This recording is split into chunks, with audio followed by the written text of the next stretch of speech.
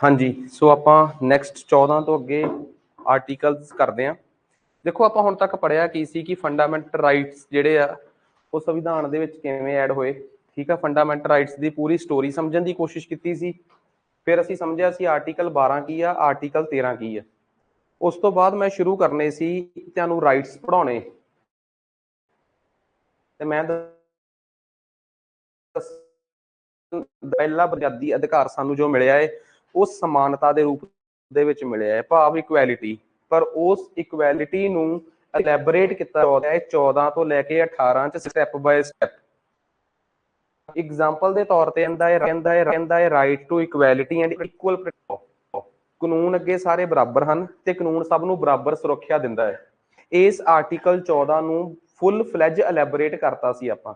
ठीक है, सो नैक्सट इस तो बाद अपने को आ गया सी आर्टिकल 15, क्योंकि सब तो पहला असी डेफिनेशन पढ़ी स्टेट की आर्टिकल 12 च, फिर असी आर्टिकल 13 पढ़िया जिथे कहा सी कि कोई भी अजिहा कानून जिहड़ा कि बुनियादी अधिकारां दी मंशा के खिलाफ होगा उसनूं खत्म कर दिता जाएगा। ठीक है, तो कानून की परिभाषा आपां एलैबोरेट किया 20 मिनटां के अराउंड 20-25 मिनट तो आपां नूं सिर्फ उस लॉ की डेफिनेशन नूं एक्सप्लेन करन च ही लग गए कि what is included in this law. इस कानून नाम की परिभाषा विच की कवर करता है, ये जो चीज़ां कवर करदियां ने उहदे च आपां सब कुछ लिखिया सीगा कि ये नोटिफिकेशन ये एग्जैक्टिव ऑर्डरस ये लॉ ये अमेंडमेंट्स तक भी कवर करदियां। फिर असी आए सी आर्टिकल नंबर 14 ते। आर्टिकल 14 तो लैके 18 तक इक्वैलिटी सी। पहला मैं 14 आर्टिकल नूं पूरा एलैबोरेट किया ते 14 नूं एलैबोरेट करन तो बाद फिर असी नैक्सट अगले आर्टिकल ते जावांगे आर्टिकल 15 ते। ठीक है, फिर 16 फिर 17 ते फिर 18 14 तो लैके 18 तक इक्वैलिटी ही इक्वैलिटी है। ठीक है, फिर 19 तो लैके 22 तक फ्रीडम, 23 तो लैके 24 तक शोषण के खिलाफ अधिकार ने जिन्होंने असीं राइट अगेंस्ट एक्सप्लोइटेशन कहने हैं। 25 तो लैके 28 तक रिलीजीअस भाव की धार्मिक अधिकार ने। सो पहला आप 14 तो लैके 18 तक नूं टोटैलिटी च कंप्लीट कर लीए। 14 क्लीयर, गल 15 की करते हैं। आर्टिकल 15 की कहता है कि राज किसी नाल भी भेदभाव नहीं करेगा।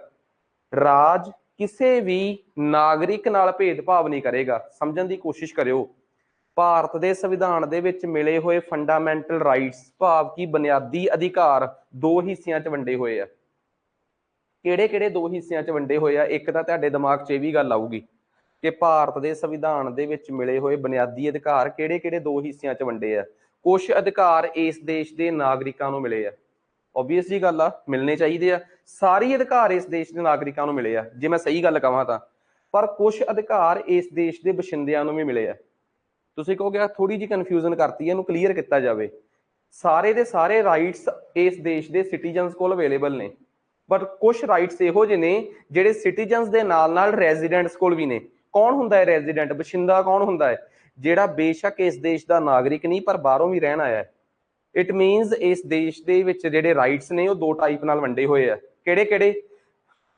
First category of fundamental rights जिहड़े केवल ते केवल नागरिकां नूं मिले आ।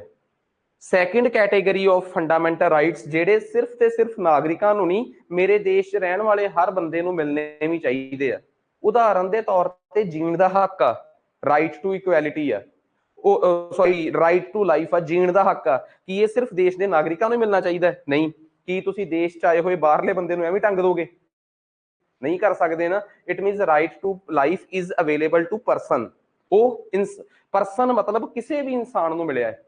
पर जिहड़ा 15 आर्टिकल दे विच डिस्क्रिमिनेशन सरकार करदी आ, भेदभाव करदी आ, ये अधिकार सिर्फ सिटीजनस नूं आ। हुण तुसीं कहोगे सर तुहानूं किवें पता लग्गा कि ये राइट सिटीजनस नूं आ ते परसनस नूं आ? तुसीं किवें कोडीफाई किया जां तुसीं इहनूं डी-कोड किवें किया? सॉरी, तो मैं डी-कोड एवें कर सकदा कि आर्टिकल नूं पढ़ो, साफ लिखिया हुंदा है state shall not discriminate any citizen लिखिया कि परसन लिखिया है? सिटीजन लिखिया है। जिहड़े आर्टिकल च परसन लिखिया होगा इट मीनस जो सिटीजन एज नॉन सिटीजन वास्ते भी अवेलेबल आ ते जिहदे च कल्ला सिटीजन लिखिया हो सिर्फ इस देश के नागरिकां वास्ते। मैं ना जदों उपरों स्क्रीन नूं स्पीड च थल्ले लैके आया तो फंडामेंटल राइट्स की शुरुआत तो पहला एक टेबल बनया होया है, rights available to citizens only ते rights available to citizen as well as non citizens only, sorry as well as non citizens. Concept clear ਆ ਕਿ ਦੇਸ਼ ਇੱਕ ਨਾਗਰਿਕਾਂ ਨੂੰ ਮਿਲੇ ਹੋਏ ਅਧਿਕਾਰ ਟੇਬਲ 'ਚ ਇੱਕ ਪਾਸੇ ਆ। ਤੁਸੀਂ ਕਹੋਗੇ ਇਹ ਕਿੱਥੋਂ ਕੱਢ ਕੇ ਲਿਖਿਆ, ਦੇਖ ਲਓ ਇੱਥੋਂ ਹੀ ਲਿਖੇ ਆ। ਜਿਹੜੇ ਆਰਟੀਕਲ 'ਚ ਸਿਟੀਜ਼ਨ ਆ ਉਹ ਉਧਰ ਪਾਤਾ, ਜਿਹੜੇ 'ਚ ਪਰਸਨ ਆ ਉਹ citizen as well as non citizen ਵਾਲੇ 'ਚ ਪਾਤਾ, ਮਸਲਾ ਹੱਲ ਹੋ ਗਿਆ। ਸਟੈਪ ਬਾय ਸਟੈਪ ਅੱਗੇ ਵਧਦੇ ਆ, ਫਿਰ ਅਗਲੇ ਸਟੈਪ ਤੇ ਗੱਲ ਕਰਦੇ ਆ। ਠੀਕ ਆ, ਖੈਰ ਆ ਜਾਓ। ਆਰਟੀਕਲ 15 ਕੀ ਕਹਿੰਦਾ ਹੈ? ਆਰਟੀਕਲ 15 ਇਹ ਕਹਿੰਦਾ ਹੈ ਕਿ ਇਸ ਦੇਸ਼ ਦਾ, ਇਸ ਰਾਜ ਭਾਰਤ ਰਾਜ ਕਿਸੇ ਵੀ ਦੇਸ਼ ਦੇ ਨਾਗਰਿਕ ਨਾਲ ਭੇਦਭਾਵ ਨਹੀਂ ਕਰੂਗਾ। ਸਿਰਫ ਧਰਮ, ਕਾਸਟ, ਜਾਤ ਪਾਤ, ਰੇਸ, ਉਸਦੀ ਬੇਸਿਕਲੀ ਇਹ ਵੀ ਇੱਕ ਕਾਸਟ ਵਰਗੀ ਚੀਜ਼ ਹੁੰਦੀ ਹੈ ਰੇਸ, ਇਹਦੀ ਪੰਜਾਬੀ ਮੇਰੇ ਦਿਮਾਗ ਚੋਂ ਸਕਿਪ ਹੋ ਗਈ, ਨਸਲ, ਸੌਰੀ ਨਸਲ, ਸੈਕਸ, ਲਿੰਗ ਤੇ place of birth. Place of birth ਦਾ ਮਤਲਬ ਹੁੰਦਾ ਜਨਮ ਸਥਾਨ। ਇਸ ਚੀਜ਼ ਦੇ ਆਧਾਰ ਤੇ ਕਿਸੇ ਨਾਲ ਭੇਦਭਾਵ ਨਹੀਂ ਕੀਤਾ ਜਾਊਗਾ। ਹੁਣ ਇਸ ਗੱਲ ਦਾ ਮਤਲਬ ਕੀ ਹੈ? ਇਸ ਗੱਲ ਦਾ ਮਤਲਬ ਆ ਕੱਲ ਕੋਈ ਸਰਕਾਰ ਨੌਕਰੀਆਂ ਦੇਣ ਚ ਜਾਂ ਕਿਸੇ ਵੀ ਪ੍ਰਕਾਰ ਦੀ ਸਹੂਲਤ ਦੇਣ ਚ ਕਿਸੇ ਨੂੰ ਇਹ ਨਹੀਂ ਪੁੱਛੂਗੀ ਕਿ ਤੇਰਾ ਜਨਮ ਸਥਾਨ ਪਿੰਡ ਆ ਕਿ ਸ਼ਹਿਰ ਆ, ਫਲਾਣੀ ਸਟੇਟ ਆ ਕਿ ਫਲਾਣੀ ਸਟੇਟ ਆ। ਨਹੀਂ ਭੇਦਭਾਵ ਕੀਤਾ ਜਾਊਗਾ। ਕਿਸੇ ਤੋਂ ਉਹਦਾ ਲਿੰਗ ਨਹੀਂ ਪੁੱਛਿਆ ਜਾਊਗਾ। ਭੇਦਭਾਵ, ਲਿੰਗ ਆਧਾਰਿਤ ਭੇਦਭਾਵ ਇਸ ਦੇਸ਼ ਨਹੀਂ ਹੋਊਗਾ ਕਿ ਤੂੰ ਮਰਦ ਆ ਕਿ ਤੂੰ ਔਰਤ ਆ। ਕਿਸੇ ਕੋਲ ਰੇਸ, ਉਹਦੀ ਨਸਲ ਦੇ ਆਧਾਰ ਤੇ ਭੇਦਭਾਵ, ਨਸਲੀ ਭੇਦਭਾਵ ਸਾਡੇ ਦੇਸ਼ 'ਚ ਹੈ ਹੀ ਨਹੀਂ। ਉਹਦੀ ਵਜ੍ਹਾ ਇੱਕ, ਬਹੁਤ ਹੱਦ ਤੱਕ ਭਾਰਤ 'ਚ ਇੱਕ ਜਾਂ ਦੋ ਹੀ ਨਸਲਾਂ ਨੇ, ਇੱਕ ਆਰੀਅਨਸ ਦੀ, ਇੱਕ ਗੈਰ ਆਰੀਅਨਸ ਦੀ, ਤੇ ਇਹ ਕੋਈ ਬੜਾ ਵੱਡਾ ਨਹੀਂ। ਇਹਦੇ ਪਿੱਛੇ ਕਾਰਨ ਆ ਕਿ ਭਾਰਤ 'ਚ ਨਸਲੀ ਭੇਦਭਾਵ ਕਿਉਂ ਘੱਟ ਆ। ਪ੍ਰਾਊਡ ਨਹੀਂ ਫੀਲ ਹੋਣਾ ਚਾਹੀਦਾ। ਨਸਲੀ ਭੇਦਭਾਵ ਦੇ ਉੱਪਰ ਸਾਡੇ ਦੇਸ਼ 'ਚ ਜਾਤ ਪਾਤ ਦਾ ਭੇਦਭਾਵ ਇੰਨਾ ਡੋਮੀਨੇਟਿੰਗ ਆ ਕਿ ਅਸੀਂ ਕਦੀ ਕਿਸੇ ਨਾਲ ਨਸਲ ਦੇ ਆਧਾਰ ਤੇ ਭੇਦਭਾਵ ਕਰਨ ਬਾਰੇ ਸੋਚਿਆ ਹੀ ਨਹੀਂ। ਜਾਤ ਪਾਤ ਦੇ ਭੇਦਭਾਵ ਚੋਂ ਵੇਲ ਮਿਲੂਗੀ ਤੇ ਨਸਲੀ ਭੇਦਭਾਵ ਬਾਰੇ ਸੋਚਾਂਗੇ ਕਿਸੇ ਨਾਲ। ਤਾਂ ਅਮਰੀਕਾ ਦੇ ਵਿੱਚ ਜਾਤ ਪਾਤ ਨਹੀਂ ਹੈਗੀ, ਉੱਥੇ ਨਸਲੀ ਭੇਦਭਾਵ ਬਹੁਤ ਆ ਕਿ ਤੁਸੀਂ ਕਿਹੜੀ ਨਸਲ ਦੇ ਹੋ, ਤੁਸੀਂ ਅਫਰੀਕਨ ਹੋ, ਤੁਸੀਂ ਅਮਰੀਕਨ ਹੋ, ਤੁਸੀਂ ਲੋਕਲ ਹੋ। ਇਹ ਨਸਲੀ ਭੇਦਭਾਵ ਆ। ਯੂਰੋਪੀਅਨ ਕੰਟਰੀਜ਼, ਆਸਟ੍ਰੇਲੀਆ ਦੇ ਵਿੱਚ ਤੇ ਅਮਰੀਕਨ ਕੰਟਰੀਜ਼ ਦੇ ਵਿੱਚ ਨਸਲੀ ਭੇਦਭਾਵ ਬਹੁਤ ਆ। ਸਾਡੇ ਜਾਤ ਪਾਤ ਦਾ ਭੇਦਭਾਵ ਬਹੁਤ ਆ। ਉਹ ਸਾਨੂੰ ਇਹ ਮੱਤਾਂ ਦਿੰਦੇ ਆ ਕਿ ਪਤਾ ਨਹੀਂ ਕਿਹੋ ਜਿਹੇ ਦੇਸ਼ 'ਚ ਰਹਿ ਰਹੇ ਇੰਡੀਅਨਸ ਕਿ ਇਹ ਜਾਤ ਪਾਤ ਦੇ ਆਧਾਰ ਤੇ ਭੇਦਭਾਵ ਕਰੀ ਜਾਂਦੇ ਆ। ਬਈ ਆਪਣੀ ਪੀੜੀ ਥੱਲੇ ਸੋਟਾ ਮਾਰ ਲਓ। ਸਾਡੇ ਦੇਸ਼ 'ਚ ਬੇਸ਼ੱਕ ਜਾਤ ਪਾਤ ਦੇ ਆਧਾਰ ਤੇ ਭੇਦਭਾਵ ਆ, ਉਨਾ ਹੀ ਭੇਦਭਾਵ ਤੁਹਾਡੇ ਦੇਸ਼ 'ਚ ਨਸਲਾਂ ਦੇ ਆਧਾਰ ਤੇ ਆ ਕਿ ਤੁਸੀਂ ਕਿਸ ਨਸਲ ਦੇ ਹੋ। ਤੁਸੀਂ ਆਰੀਅਨਸ ਹੋ, ਨੌਨ ਆਰੀਅਨਸ ਹੋ, ਅਫਰੀਕਨਸ ਹੋ, ਫਲਾਣੇ ਹੋ, ਟਮਕਾਣੇ ਹੋ, ਐਬਰੀਜਨਲਸ ਹੋ, ਕੌਣ ਹੋ ਤੁਸੀਂ। ਇਸ ਨਸਲ ਦੇ ਆਧਾਰ ਤੇ ਭੇਦਭਾਵ ਹਮੇਸ਼ਾ ਹੀ ਹੁੰਦਾ ਰਿਹਾ ਹੈ। ਆਧਾਰ ਵੱਖਰੇ ਵੱਖਰੇ ਹੋ ਸਕਦੇ ਆ। ਸੋ ਕਾਸਟ, ਜਾਤ ਪਾਤ, ਧਰਮ ਦੇ ਆਧਾਰ ਤੇ। ਹੁਣ ਤੁਸੀਂ ਕਹੋਗੇ ਯਾਰ ਇਹ ਤਾਂ ਅਸੀਂ ਦੇਖਿਆ ਇਸ ਦੇਸ਼ ਦੇ ਵਿੱਚ, ਅਸੀਂ ਇਹ ਸਾਰੇ ਭੇਦਭਾਵ ਹੁੰਦੇ ਦੇਖੇ ਆ ਕਿ ਅਸੀਂ ਜਾਤ ਪਾਤ ਦੇ ਆਧਾਰ ਤੇ ਕਿਸੇ ਨੂੰ ਘੱਟ ਨੰਬਰਾਂ ਵਾਲੇ ਨੂੰ ਲੱਗਦੇ ਤੇ ਵੱਧ ਨੰਬਰ ਵਾਲੇ ਨੂੰ ਰਹਿੰਦੇ ਵੀ ਦੇਖਿਆ। ਅਸੀਂ ਲਿੰਗ ਦੇ ਆਧਾਰ ਤੇ ਕੁੜੀਆਂ ਨੂੰ ਘੱਟ ਨੰਬਰ ਲੈ ਕੇ ਨੌਕਰੀ 'ਚ ਮੂਹਰੇ ਹੁੰਦੇ ਵੀ ਦੇਖਿਆ। ਪੰਜਾਬ ਦੀ ਐਗਜ਼ਾਮਪਲ, ਅਸੀਂ ਤਾਂ ਇਸ ਦੇਸ਼ ਦੇ ਵਿੱਚ, ਇਸ ਸਟੇਟ ਦੇ ਵਿੱਚ ਜਿੱਥੇ ਦੇ ਅਸੀਂ ਵਸਿੰਦੇ ਆ ਜਾਂ ਇਸ ਦੇਸ਼ ਦੇ ਨਾਗਰਿਕ ਆ, ਇੱਥੇ ਤਾਂ ਅਸੀਂ ਸੈਕਸ ਦੇ ਆਧਾਰ ਤੇ ਵੀ ਜਾਤ ਪਾਤ ਹੁੰਦੀ, ਸੌਰੀ ਭੇਦਭਾਵ ਹੁੰਦਾ ਦੇਖਿਆ। ਕਾਸਟ ਦੇ ਆਧਾਰ ਤੇ ਵੀ ਭੇਦਭਾਵ ਹੁੰਦਾ ਦੇਖਿਆ। ਕੀ ਅਸੀਂ ਸੈਕਸ ਦੇ ਆਧਾਰ ਤੇ, ਉੱਥੇ ਪਲੇਸ ਆਫ ਬਰਥ ਦੇ ਆਧਾਰ ਤੇ ਭੇਦਭਾਵ ਨਹੀਂ ਹੋਇਆ? ਇੱਕ ਹਰਿਆਣੇ 'ਚ ਇੱਕ ਬੰਦਾ ਦਲਿਤ ਹੋਵੇ, ਠੀਕ ਆ, ਤੇ ਉਹ ਹਰਿਆਣੇ ਦੇ ਵਿੱਚ ਜੇ ਕੋਈ ਸਪੋਜ਼ ਕਰੋ ਸ਼ਡਿਊਲ ਕਾਸਟ ਦਾ ਹੈ, ਉਹ ਪੰਜਾਬ ਦਾ ਫਾਰਮ ਭਰਦਾ ਹੈ, ਉਹਨੂੰ ਕਹਿੰਦੇ ਕਿ ਤੂੰ ਜਰਨਲ 'ਚ ਫਾਰਮ ਭਰੇਗਾ, ਤੂੰ ਸ਼ਡਿਊਲ ਕਾਸਟ 'ਚ ਫਾਰਮ ਨਹੀਂ ਭਰ ਸਕਦਾ। ਠੀਕ ਆ। ਇੱਕ ਤਾਂ ਆਪਣੇ ਆਹ ਬੜਾ ਕੰਸੈਪਟ ਆ, ਪਤਾ ਨਹੀਂ ਕਿੰਨੇ ਕਿਸੇ ਨੂੰ ਕੀ ਕਹਿਤਾ ਕਿ ਸਾਰੀਆਂ ਸਟੇਟਾਂ ਦੇ ਵਿੱਚ ਰਿਜ਼ਰਵੇਸ਼ਨ ਆ। ਠੀਕ ਆ, ਕਿ ਸਾਡੇ ਵੀ ਪੰਜਾਬ ਦੀਆਂ ਨੌਕਰੀਆਂ ਪੰਜਾਬੀਆਂ ਨੂੰ ਮਿਲਣੀਆਂ ਚਾਹੀਦੀਆਂ। ਅਨਪੜ੍ਹਤਾ ਦੀ ਕੋਈ ਉਹ ਨਹੀਂ ਹੋ ਸਕਦੀ। ਮਤਲਬ ਕਿ ਇੱਕ ਸਭ ਤੋਂ ਵੱਡੀ ਗੱਲ ਇਹ ਆ, ਮੈਂ ਨਾ ਹੈਰਾਨ ਆ ਇਸ ਚੀਜ਼ ਨੂੰ ਕਿ ਆਪਣੀ ਇਸ ਕੋਚਿੰਗ ਇੰਡਸਟਰੀ ਨੂੰ ਚਲਾਉਣ ਵਾਲੇ ਲੀਡਰ ਜਿਹੜੇ ਆ ਉਹ ਵਿਚਾਰੇ ਅਨਪੜ੍ਹ ਨਹੀਂ ਗੇ, ਉਹ ਕੂਪੜ ਆ। The person who has been taught in wrong direction, ਮਤਲਬ who is educated in wrong direction, ਅਸੀਂ ਉਹਨੂੰ ਕੂਪੜ ਕਹਿੰਦੇ ਆ, ਜਿਹੜਾ ਗਲਤ ਦਿਸ਼ਾ 'ਚ ਪੜਿਆ ਹੋਇਆ। ਇੱਕ ਸਟੂਡੈਂਟਸ ਜਿਹੜੇ ਆ ਨਾ, ਇਹ ਸਟੂਡੈਂਟ ਵਰਗ ਤੋਂ ਮੈਨੂੰ ਕੋਈ ਨਹੀਂ ਯਾਰ, ਇਹ ਤਾਂ ਵਿਚਾਰੇ ਤੁਹਾਨੂੰ ਫੀਸਾਂ ਕਿਉਂ ਭਰ ਰਹੇ ਆ? ਤੁਸੀਂ ਮੇਰੇ ਕੋਲ ਆਏ ਹੋ, ਮੇਰੀਆਂ ਸ਼ਰਤਾਂ ਦੇ ਜੋ ਮੇਰੀਆਂ ਫੀਸਾਂ ਸੀ ਤੁਸੀਂ ਭਰੀਆਂ। ਉਹ ਕਿਉਂ ਭਰੀ ਤੁਸੀਂ ਫੀਸ? ਕਿਉਂਕਿ ਤੁਸੀਂ ਅਨਪੜ੍ਹ ਸੀ, ਤੁਸੀਂ ਪੜ੍ਹਨਾ ਚਾਹੁੰਦੇ ਸੀ। ਜਿਸ ਦਿਨ ਮੈਂ ਉਸ ਕੁਰਸੀ ਤੇ ਸੀ, ਮੈਂ ਅਨਪੜ੍ਹ ਸੀ, ਮੈਂ ਫੀਸ ਭਰੀ, ਮੈਂ ਪੜ੍ਹਿਆ। ਇਹ ਤਾਂ ਰੂਲ ਆ। ਪਰ ਜਦੋਂ ਤੁਸੀਂ ਇਸ ਕੁਰਸੀ ਤੇ ਆ ਗਏ ਹੋ, ਤੁਸੀਂ ਇਸ ਪਲੇਟਫਾਰਮ ਤੇ ਆ ਗਏ ਹੋ, ਇਸ ਪੋਡੀਅਮ ਤੇ ਆ ਗਏ ਹੋ, ਫੇਰ ਜ਼ਿੰਮੇਵਾਰੀਆਂ ਬਦਲ ਜਾਣੀਆਂ ਚਾਹੀਦੀਆਂ। ਫੇਰ ਤੁਸੀਂ ਪੜ੍ਹੇ ਲਿਖੇ ਹੋਣੇ ਚਾਹੀਦੇ ਹੋ। ਤੇ ਪੜ੍ਹੇ ਲਿਖੇ ਬੰਦੇ ਦੀ ਨਿਸ਼ਾਨੀ ਪਤਾ ਕੀ ਹੁੰਦੀ ਹੈ? ਪੜ੍ਹੇ ਲਿਖੇ ਬੰਦੇ ਦੀ ਨਿਸ਼ਾਨੀ ਇਹ ਨਹੀਂ ਹੁੰਦੀ ਕਿ ਉਹਨੂੰ ਸਭ ਆਉਂਦਾ ਹੈ। ਇਹ ਬਹੁਤ ਵੱਡਾ ਮਿੱਥ ਆ ਕਿ ਪੜ੍ਹੇ ਲਿਖੇ ਬੰਦੇ ਨੂੰ ਸਭ ਆਉਂਦਾ ਹੋਊਗਾ। ਬਿਠਾ ਕੇ ਦੇਖ ਲਓ ਮੈਨੂੰ ਕਲਰਕ ਦੇ ਪੇਪਰ 'ਚ, ਜੇ ਮੈਂ ਕੱਢ ਜਾ ਤਾਂ ਪੜ੍ਹੇ ਲਿਖੇ ਬੰਦੇ ਨੂੰ ਸਭ ਨਹੀਂ ਆਉਂਦਾ ਹੁੰਦਾ। ਪੜ੍ਹੇ ਲਿਖੇ ਬੰਦੇ ਦੀ ਸਭ ਤੋਂ ਵੱਡੀ ਖਾਸੀਅਤ ਹੁੰਦੀ ਆ ਕਿ ਜਿਹੜੀ ਗੱਲ ਉਹਨੂੰ ਪਤਾ ਹੁੰਦੀ ਆ ਉਹਦੀ ਉਹ ਬੜੀ ਤੱਥਾਂ ਦੇ ਆਧਾਰਿਤ ਗੱਲ ਕਰਦਾ ਹੈ, ਬੜੀ ਫੈਕਟ ਬੇਸਡ ਉਹ ਗੱਲ ਕਰਦਾ ਹੈ। ਇਹ ਉਹਦੀ ਪਹਿਲੀ ਖਾਸੀਅਤ ਹੁੰਦੀ ਆ। ਤੇ ਦੂਜੀ ਖਾਸੀਅਤ ਜਿਹੜੀ ਗੱਲ ਉਹਦੀ ਹੁੰਦੀ ਆ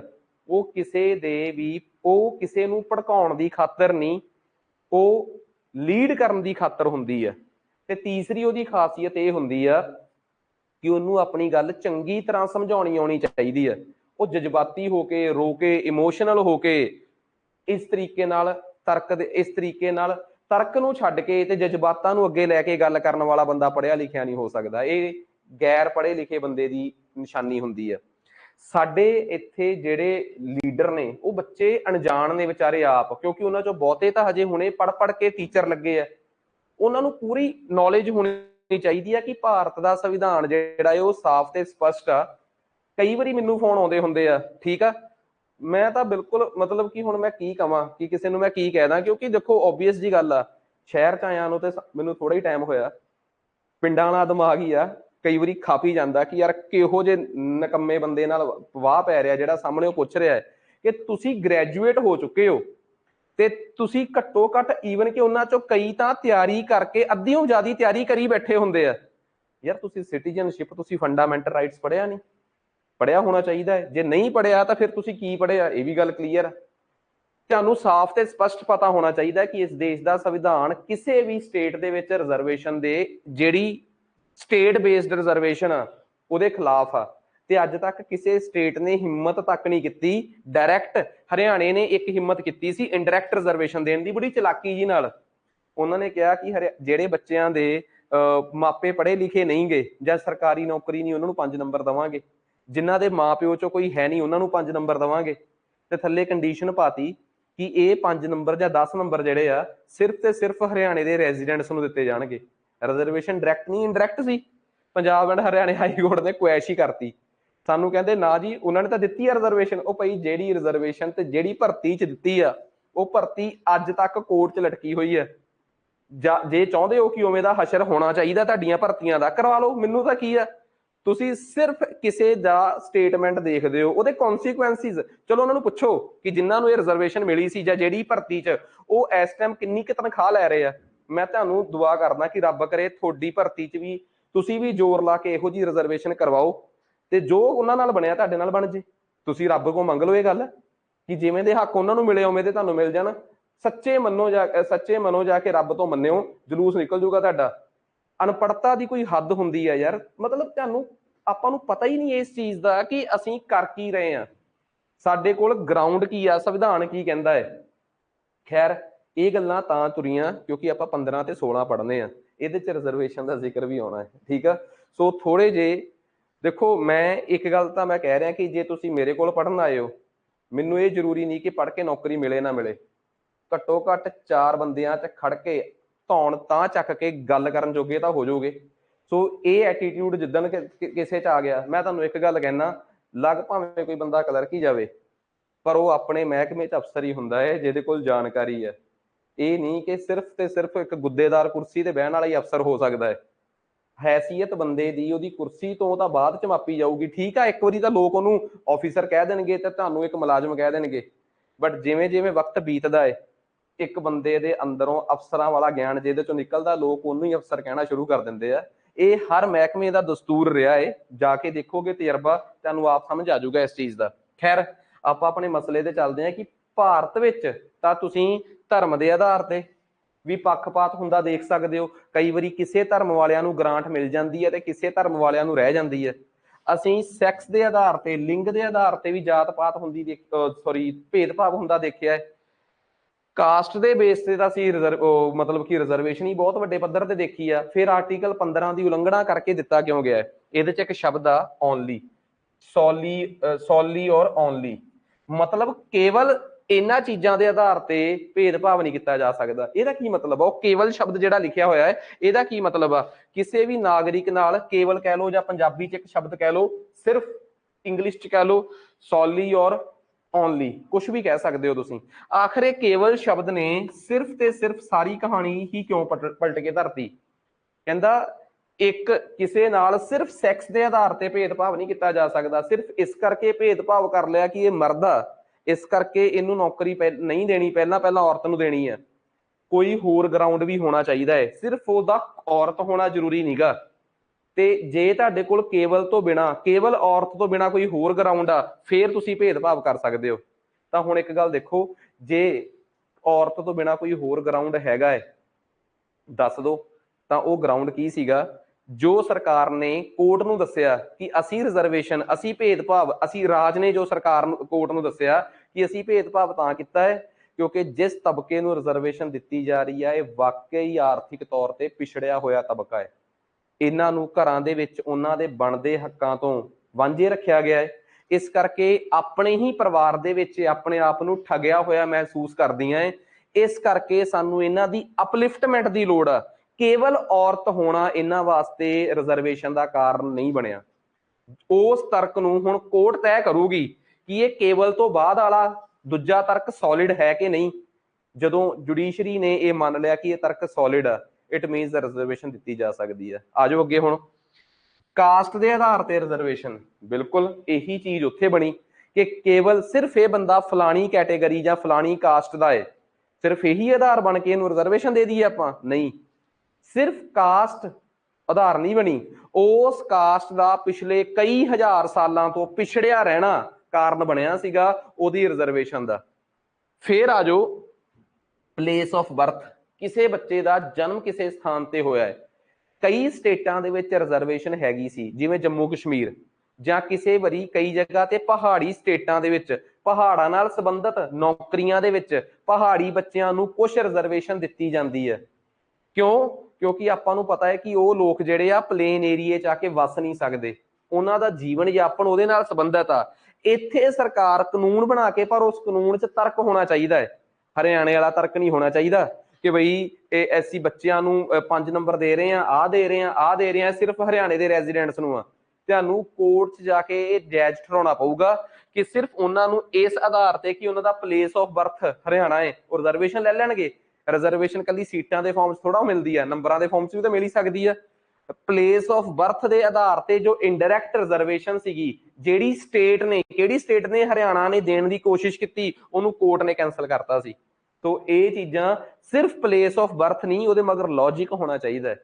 ਠੀਕ ਆ। ਸੋ ਇਸ ਚੀਜ਼ ਨੂੰ ਆਪਾਂ ਆਰਟੀਕਲ 15 ਕਿਹਾ ਹੈ। ਸੋ ਆਰਟੀਕਲ 15 ਕਹਿੰਦਾ ਕਿ ਕਿਸੇ ਵੀ ਨਾਗਰਿਕ ਨੂੰ ਇਹਨਾਂ ਚੀਜ਼ਾਂ ਦੇ ਆਧਾਰ ਤੇ ਬੰਦਿਸ਼ ਨਹੀਂ ਕੀਤਾ ਜਾ ਸਕਦਾ, ਤੇ ਕਿਸੇ ਵੀ ਨਾਗਰਿਕ ਨੂੰ ਸੈਕਸ, ਉਹਦੇ ਰਿਲੀਜਨ, ਉਹਦੇ ਕਾਸਟ, ਉਹਦੇ ਰੇਸ ਦੇ ਆਧਾਰ ਤੇ ਕਿੱਥੇ ਕਿੱਥੇ ਜਾਣ ਤੋਂ ਨਹੀਂ ਰੋਕਿਆ ਜਾ ਸਕਦਾ। Public restaurant, hotel, public entertainment venues, ਪਰ ਵਿਦ ਐਕਸੈਪਸ਼ਨਸ। ਕੁਝ ਐਕਸੈਪਸ਼ਨਸ ਨੇ ਇੱਥੇ, ਉਹ ਐਕਸੈਪਸ਼ਨਸ ਹੋਣੀਆਂ ਵੀ ਚਾਹੀਦੀਆਂ ਨੇ। ਜਿਵੇਂ ਸਪੋਜ਼ ਕਰੋ ਤੁਸੀਂ ਕਹੋਗੇ ਕਿ ਇੱਕ ਧਾਰਮਿਕ ਸਥਾਨ ਆ ਹਰਿਮੰਦਰ ਸਾਹਿਬ, ਅਸੀਂ ਉੱਥੇ ਜਾਈਏ, ਠੀਕ ਆ, ਤੇ ਤੁਸੀਂ ਅੱਗੇ ਜਾ ਕੇ ਅੜ ਕੇ ਬਹਿ ਜਾਓ ਕਿ ਅਸੀਂ ਸਿਰ ਤੇ ਸਾਫਾ ਨਹੀਂ ਬੰਨਣਾ ਜਾਂ ਪਰਨਾ ਨਹੀਂ ਬੰਨਣਾ ਜਾਂ ਅਸੀਂ ਸਿਰ ਨਹੀਂ ਢੱਕਣਾ, ਫੇਰ ਤੁਹਾਨੂੰ ਰੋਕਿਆ ਜਾ ਸਕਦਾ ਹੈ। ਤੁਸੀਂ ਸਾਊਥ ਦੇ ਕਿਸੇ ਮੰਦਿਰ 'ਚ ਜਾਣਾ ਹੈ, ਉੱਥੇ ਇੱਕ ਸਪੈਸ਼ਲ ਟਾਈਪ ਦੀ ਡਰੈਸ 'ਚ ਜਾਣਾ ਪੈਂਦਾ ਹੈ, ਤਾਂ ਤੁਹਾਨੂੰ ਉੱਥੇ ਉਸੇ ਡਰੈਸ ਕੋਡ 'ਚ ਜਾਣਾ ਪਊਗਾ। ਜੇ ਤੁਸੀਂ ਉਸ ਡਰੈਸ ਕੋਡ ਤੋਂ ਬਿਨਾਂ ਨਹੀਂ ਜਾਓਗੇ ਤਾਂ ਤੁਹਾਨੂੰ ਰੋਕਿਆ ਜਾ ਸਕਦਾ ਹੈ। ਡਿਊਰਿੰਗ ਦੀ ਪੀਰੀਅਡਸ ਲੇਡੀਜ਼ ਨੂੰ ਕੇਰਲਾ ਦੇ ਇੱਕ ਮੰਦਿਰ ਦੇ ਵਿੱਚ ਜਾਣ ਤੋਂ ਰੋਕਿਆ ਜਾਂਦਾ ਸੀ। ਮੈਂ ਨਹੀਂ ਕਹਿੰਦਾ ਕਿ ਰੋਕਿਆ ਜਾਣਾ ਸਹੀ ਆ ਜਾਂ ਗਲਤ ਆ, ਪਰ ਮੈਂ ਇੱਕ ਗੱਲ ਕਹਿਣਾ ਕਿ ਕਈ ਵਾਰੀ ਨਾ ਜਿੱਥੇ ਆਸਥਾ ਦਾ ਮਸਲਾ ਆ ਜਾਂਦਾ ਹੈ, ਜਿੱਥੇ ਧਰਮ ਦਾ ਮਸਲਾ ਆ ਜਾਂਦਾ ਹੈ, ਉੱਥੇ ਨਾ ਸਟੇਟ ਨੂੰ ਜਾਂ ਜੁਡੀਸ਼ਰੀ ਨੂੰ ਥੋੜਾ ਜਿਹਾ ਸੈਂਸਿਟਿਵ ਹੋਣਾ ਚਾਹੀਦਾ ਹੈ। ਬੜੀ ਟੈਕਨੀਕਲ ਗੱਲ ਆ, ਮੈਂ ਕੋਈ ਕਮੈਂਟ ਨਹੀਂ ਕਰੂੰਗਾ ਕਿ ਸਬਰੀਮਾਲਾ ਦੇ ਮੰਦਿਰ ਦੇ ਵਿੱਚ ਕੁੜੀਆਂ ਦੇ ਕੇਸ 'ਚ ਫੈਸਲਾ ਆਉਣਾ ਸਹੀ ਸੀ ਜਾਂ ਗਲਤ ਸੀ, ਪਰ ਇੱਕ ਗੱਲ ਕਲੀਅਰ ਆ ਕਿ ਜੁਡੀਸ਼ਰੀ ਨੂੰ ਇਸ ਚੀਜ਼ ਤੇ ਵਿਚਾਰ ਹਮੇਸ਼ਾ ਕਰਨਾ ਚਾਹੀਦਾ ਹੈ ਕਿ ਜਿੱਥੇ ਮਸਲਾ ਧਰਮ ਦਾ ਹੈ, ਠੀਕ ਆ, ਧਰਮ ਇਜ਼ ਇਕੁਅਲ ਟੂ ਆਸਥਾ, ਉੱਥੇ ਕਿਸੇ ਨੂੰ ਕੋਈ ਇਕਨੋਮਿਕ ਬੈਨੀਫਿਟ ਨਹੀਂ ਮਿਲਣਾ, ਨਾ ਉੱਥੇ ਕੋਈ ਸੋਸ਼ਲ ਬੈਨੀਫਿਟ ਮਿਲਣਾ ਹੈ। ਹਾਂ, ਕਿਸੇ ਦੇ ਜਾਣ ਤੇ ਪੱਕੀ ਪਾਬੰਦੀ ਆ, ਉਹਦੇ ਤੇ ਵਿਚਾਰ ਕੀਤਾ ਜਾ ਸਕਦਾ ਹੈ ਕਿ ਜਿਹੜਾ ਮੰਦਿਰ ਕਿਸੇ ਪਾਰਟਿਕੂਲਰ ਧਰਮ ਦਾ ਹੈ, ਉੱਥੇ ਔਰਤਾਂ ਦੇ ਪੱਕੇ ਜਾਣ ਤੇ ਪਾਬੰਦੀ ਕਿਉਂ ਆ ਬਈ? ਇਹ ਤਾਂ ਨਹੀਂ ਹੋਣਾ ਚਾਹੀਦਾ। ਹਾਂ, ਜੇ ਆਸਥਾ ਕਰਕੇ ਕੁਛ ਕੁ ਸਮੇਂ ਵਾਸਤੇ ਉਹ ਹੈਗਾ ਹੈ, ਮਤਲਬ ਕਿ ਪਾਬੰਦੀ ਹੈਗੀ ਆ, ਚੈੱਕ ਕੀਤਾ ਜਾਵੇ ਕਿ ਇਹ ਵਾਕਈ ਵਿਸ਼ਵਾਸ ਦਾ ਮੁੱਦਾ ਹੈ ਕਿ ਅੰਧ ਵਿਸ਼ਵਾਸ ਦਾ। ਜੇ ਕੋਰਟ ਨੂੰ ਲੱਗੇ ਕਿ ਵਾਕਈ ਯਾਰ ਇਹ ਤਾਂ ਅੰਧ ਵਿਸ਼ਵਾਸ ਦਾ ਮੁੱਦਾ ਹੈ, ਫਿਰ ਤਾਂ ਕੋਰਟ ਫੈਸਲਾ ਸੁਣਾਵੇ ਫਰੀडम ਦੇ ਹੱਕ 'ਚ, ਆਜ਼ਾਦੀ ਦੇ ਹੱਕ 'ਚ, ਇਕੁਐਲਿਟੀ ਦੇ ਹੱਕ 'ਚ। समानता के हक च। पर जे लगे कि यार अंध विश्वास का मुद्दा नहीं गा, बेशक ये तुक हैगा चाहे नहीं, पर यह मुद्दा विश्वास का है, फिर उत्थे सरकार नूं इक्वैलिटी की बजाय रिलीजन के पक्ष च, सरकार नूं नहीं कोर्ट नूं रिलीजन का भी फेवर लेना चाहिए है। बिकॉज जेडे रिलीजन के मसले हुंदे आ ना, ये बड़े सेंसिटिव मसले हुंदे आ, इन्हां नूं लैके तुसीं सिर्फ सब चीज़ां, क्योंकि कई बार जिथे रिलीजन का मसला आ जाता ना, उत्थे अपनी इक्वैलिटी अपना फ्रीडम डामाडोल हो जाता है। क्योंकि असीं बड़ी बार रिलीजन के मसले च देखते हैं कि बई ਆਪਾਂ कई बार इस तरीके नाल देखते हैं, उत्थे अपनी इक्वैलिटी मैटर नहीं करती, ठीक है, उत्थे अपनी फ्रीडम मैटर नहीं करती। क्योंकि जदों तुसीं धर्म के मसले च किसी बारे भी बोलते हो तो तुहाडी जबान लड़खड़ाउण लग पैंदी है, तुहानूं बहुत सोचना पैंदा है कि एवें कुछ बोलीए कि वह किसी की आस्था नूं ना छूजे।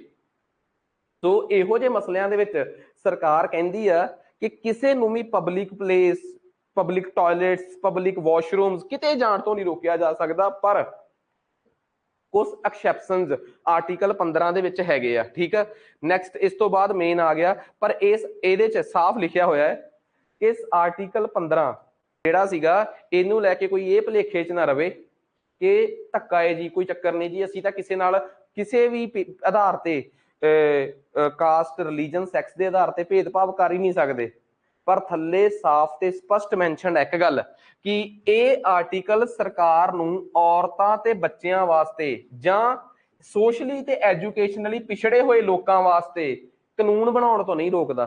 साफ कहती ना गल कि यह आर्टिकल 15 सरकारां नूं बच्चियां वास्ते, औरतां वास्ते, समाजिक तौर ते पिछड़ियां वास्ते, एजुकेशनली इत्थे ना एक अमेंडमेंट हुई है हुण रीसेंटली मोदी जी ने की आ, उन्होंने नाल इत्थे एक शब्द होर भी पाता की भला इकनॉमिकली, आर्थिक तौर पे ये अमेंडमेंट हुण हुई है रीसेंटली। 130 है कि चौथी है?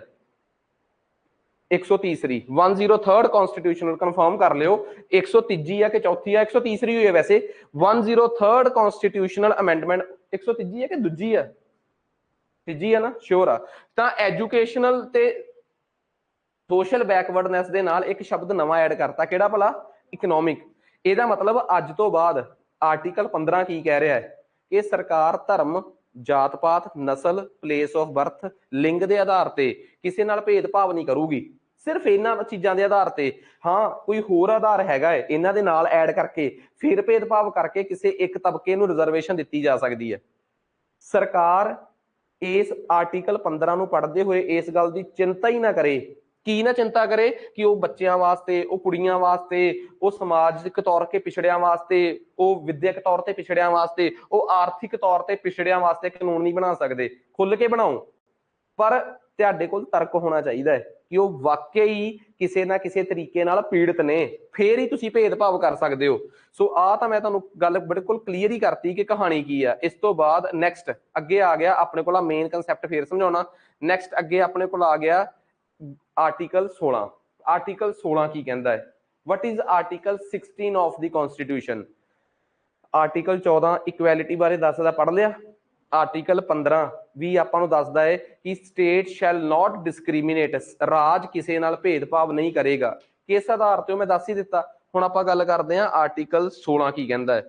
यह कहता है कि जनतक रोजगार हुंदे आ जिहड़े पब्लिक इंप्लॉयमेंट, ਉਹਦੇ ਚ सब ਨੂੰ समान अवसर मिलणगे।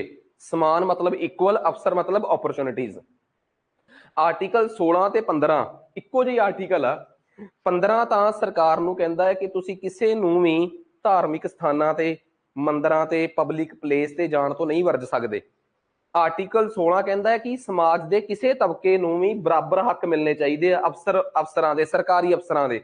ਪ੍ਰਾਈਵੇਟ ਤਾਂ ਚਲੋ ਪ੍ਰਾਈਵੇਟ ਰੂਲ ਆਪਣੇ ਬਣਾਉਣਗੇ, पर सरकारी दफ्तरां दे विच जिहड़े अफसर आ उहदे बराबर मौके मिलने चाहिए आ। पर इत्थे भी कुछ एक्सैप्शनस, भाव के अपवाद ने। किवें ने? हुण आपां उहनां दी गल करदे हां। आर्टिकल 16 कहंदा सब नूं बराबर मौके मिलणगे इस देश दे नागरिकां नूं। आर्टिकल 15 वांग आर्टिकल 16 भी सिर्फ ते सिर्फ किन्हां नूं मिलिआ है? नागरिकां नूं मिलिआ है। कहंदा किसी भी शख्स नूं इस करके डिसकुआलीफाई नहीं किया जा सकता कि वो रिलीजन, कास्ट, किसी race, sex, descent, place of birth या किसी एक जगह का रेजिडेंस। साफ कहता ना कि किसी नूं भी उहदे रेजिडेंस के आधार पर खारज नहीं किया जा सकता। पंजाब च यह कह के खारज नहीं किया जा सकता कि तेरा कोटा है नहीं पंजाब च, या तेरा कोटा तो मुक गया पंजाब च। मैं नहीं कह रहा, ये संविधान का आर्टिकल 16 कह रहा है, तुहाडे सामने ही आ, तुसीं आप देख लो। प्लेस ऑफ बर्थ के आधार पर नहीं किया जा सकता, हरियाणे वालियां ने रेजिडेंस के आधार पर किया ही आ। सानू कहा कि तुहानू 5 नंबर एक्सट्रा नहीं मिलणगे, किस आधार पर नहीं मिलणगे, तुहाडा रेजिडेंस पंजाब आ, ठीक आ। मान लो रब ना करे पंजाब चो कोई बच्चा जिहदे प्यो का साया नहीं है, मां प्यो का साया नहीं गा, कि उन्होंने 5 नंबर नहीं मिलणगे सिर्फ इस करके कि वह प्लेस ऑफ रेजिडेंस पंजाब आ ते दूजे वाले का हरियाणा है। ये की तर्क होया? जे तो वाकई ये साबित करोगे कि जेडे हरियाणे वाले आ ज्यादा पिछड़े हुए आ, ज्यादा तंग आ, फिर तो असीं रिजर्वेशन दे दो। तुसीं ये साबित कर दो कि हरियाणे वाले, तो तुहानू की लगदा कि तुसीं ये साबित कर दोगे कि किहड़ा कोई रिजर्वेशन आ? 5 नंबर एक्सट्रा देना इज इक्विवेलेंट टू रिजर्वेशन। ये भी एक तरीके का राखवा करना। ते ये Punjab and Haryana high court च हरियाणा सरकार साबित नहीं कर सकी कि असीं हरियाणे वालियां नू 10 नंबर एक्सट्रा क्यों दे रहे हैं। अगलियां ने कट के क्वैश करता सारा जजमेंट आ, ठीक आ। जनवरी के फरवरी के मार्च 2023 की जजमेंट आ उस केस की, जिहड़ा सिविल्स का पेपर उत्थे होया सीगा, SDO वगैरह भर्ती करने सी। उस तो बाद उन्होंने किसी च इहो जी हिम्मत ही नहीं की। करनगे, कर भी लैणगे, फिर की दोबारा कोर्ट च केस चल जूगा, फिर टिके रहणगे। भर्ती ਤਾਂ ਹੀ सिरे चढ़ूगी ना जे कोर्ट क्लीयर करूगी। ਤੁਹਾਨੂੰ ਤਾਂ ਹੁਣ ਸਭ ਨੂੰ ਇਸ ਚੀਜ਼ ਦਾ ਬਹੁਤ ਵੱਧ ਪਤਾ ਹੈ।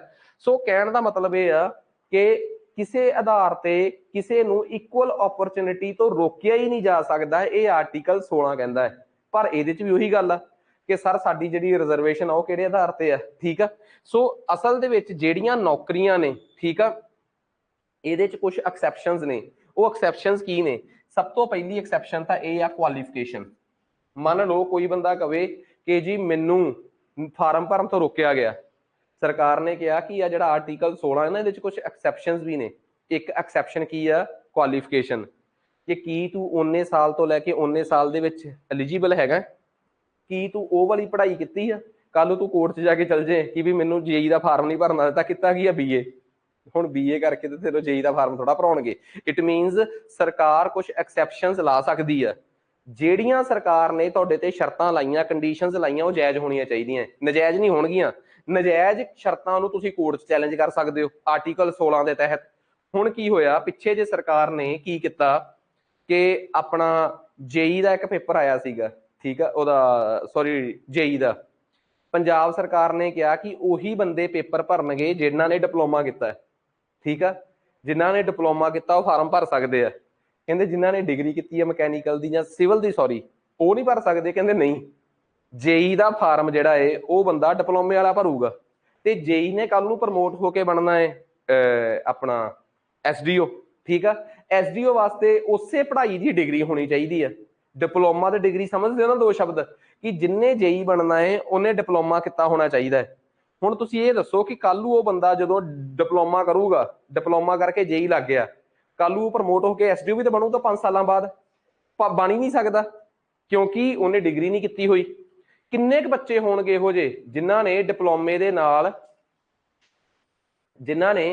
ਦੇ ਨਾਲ ਡਿਗਰੀ ਕੀਤੀ ਹੋਊਗੀ?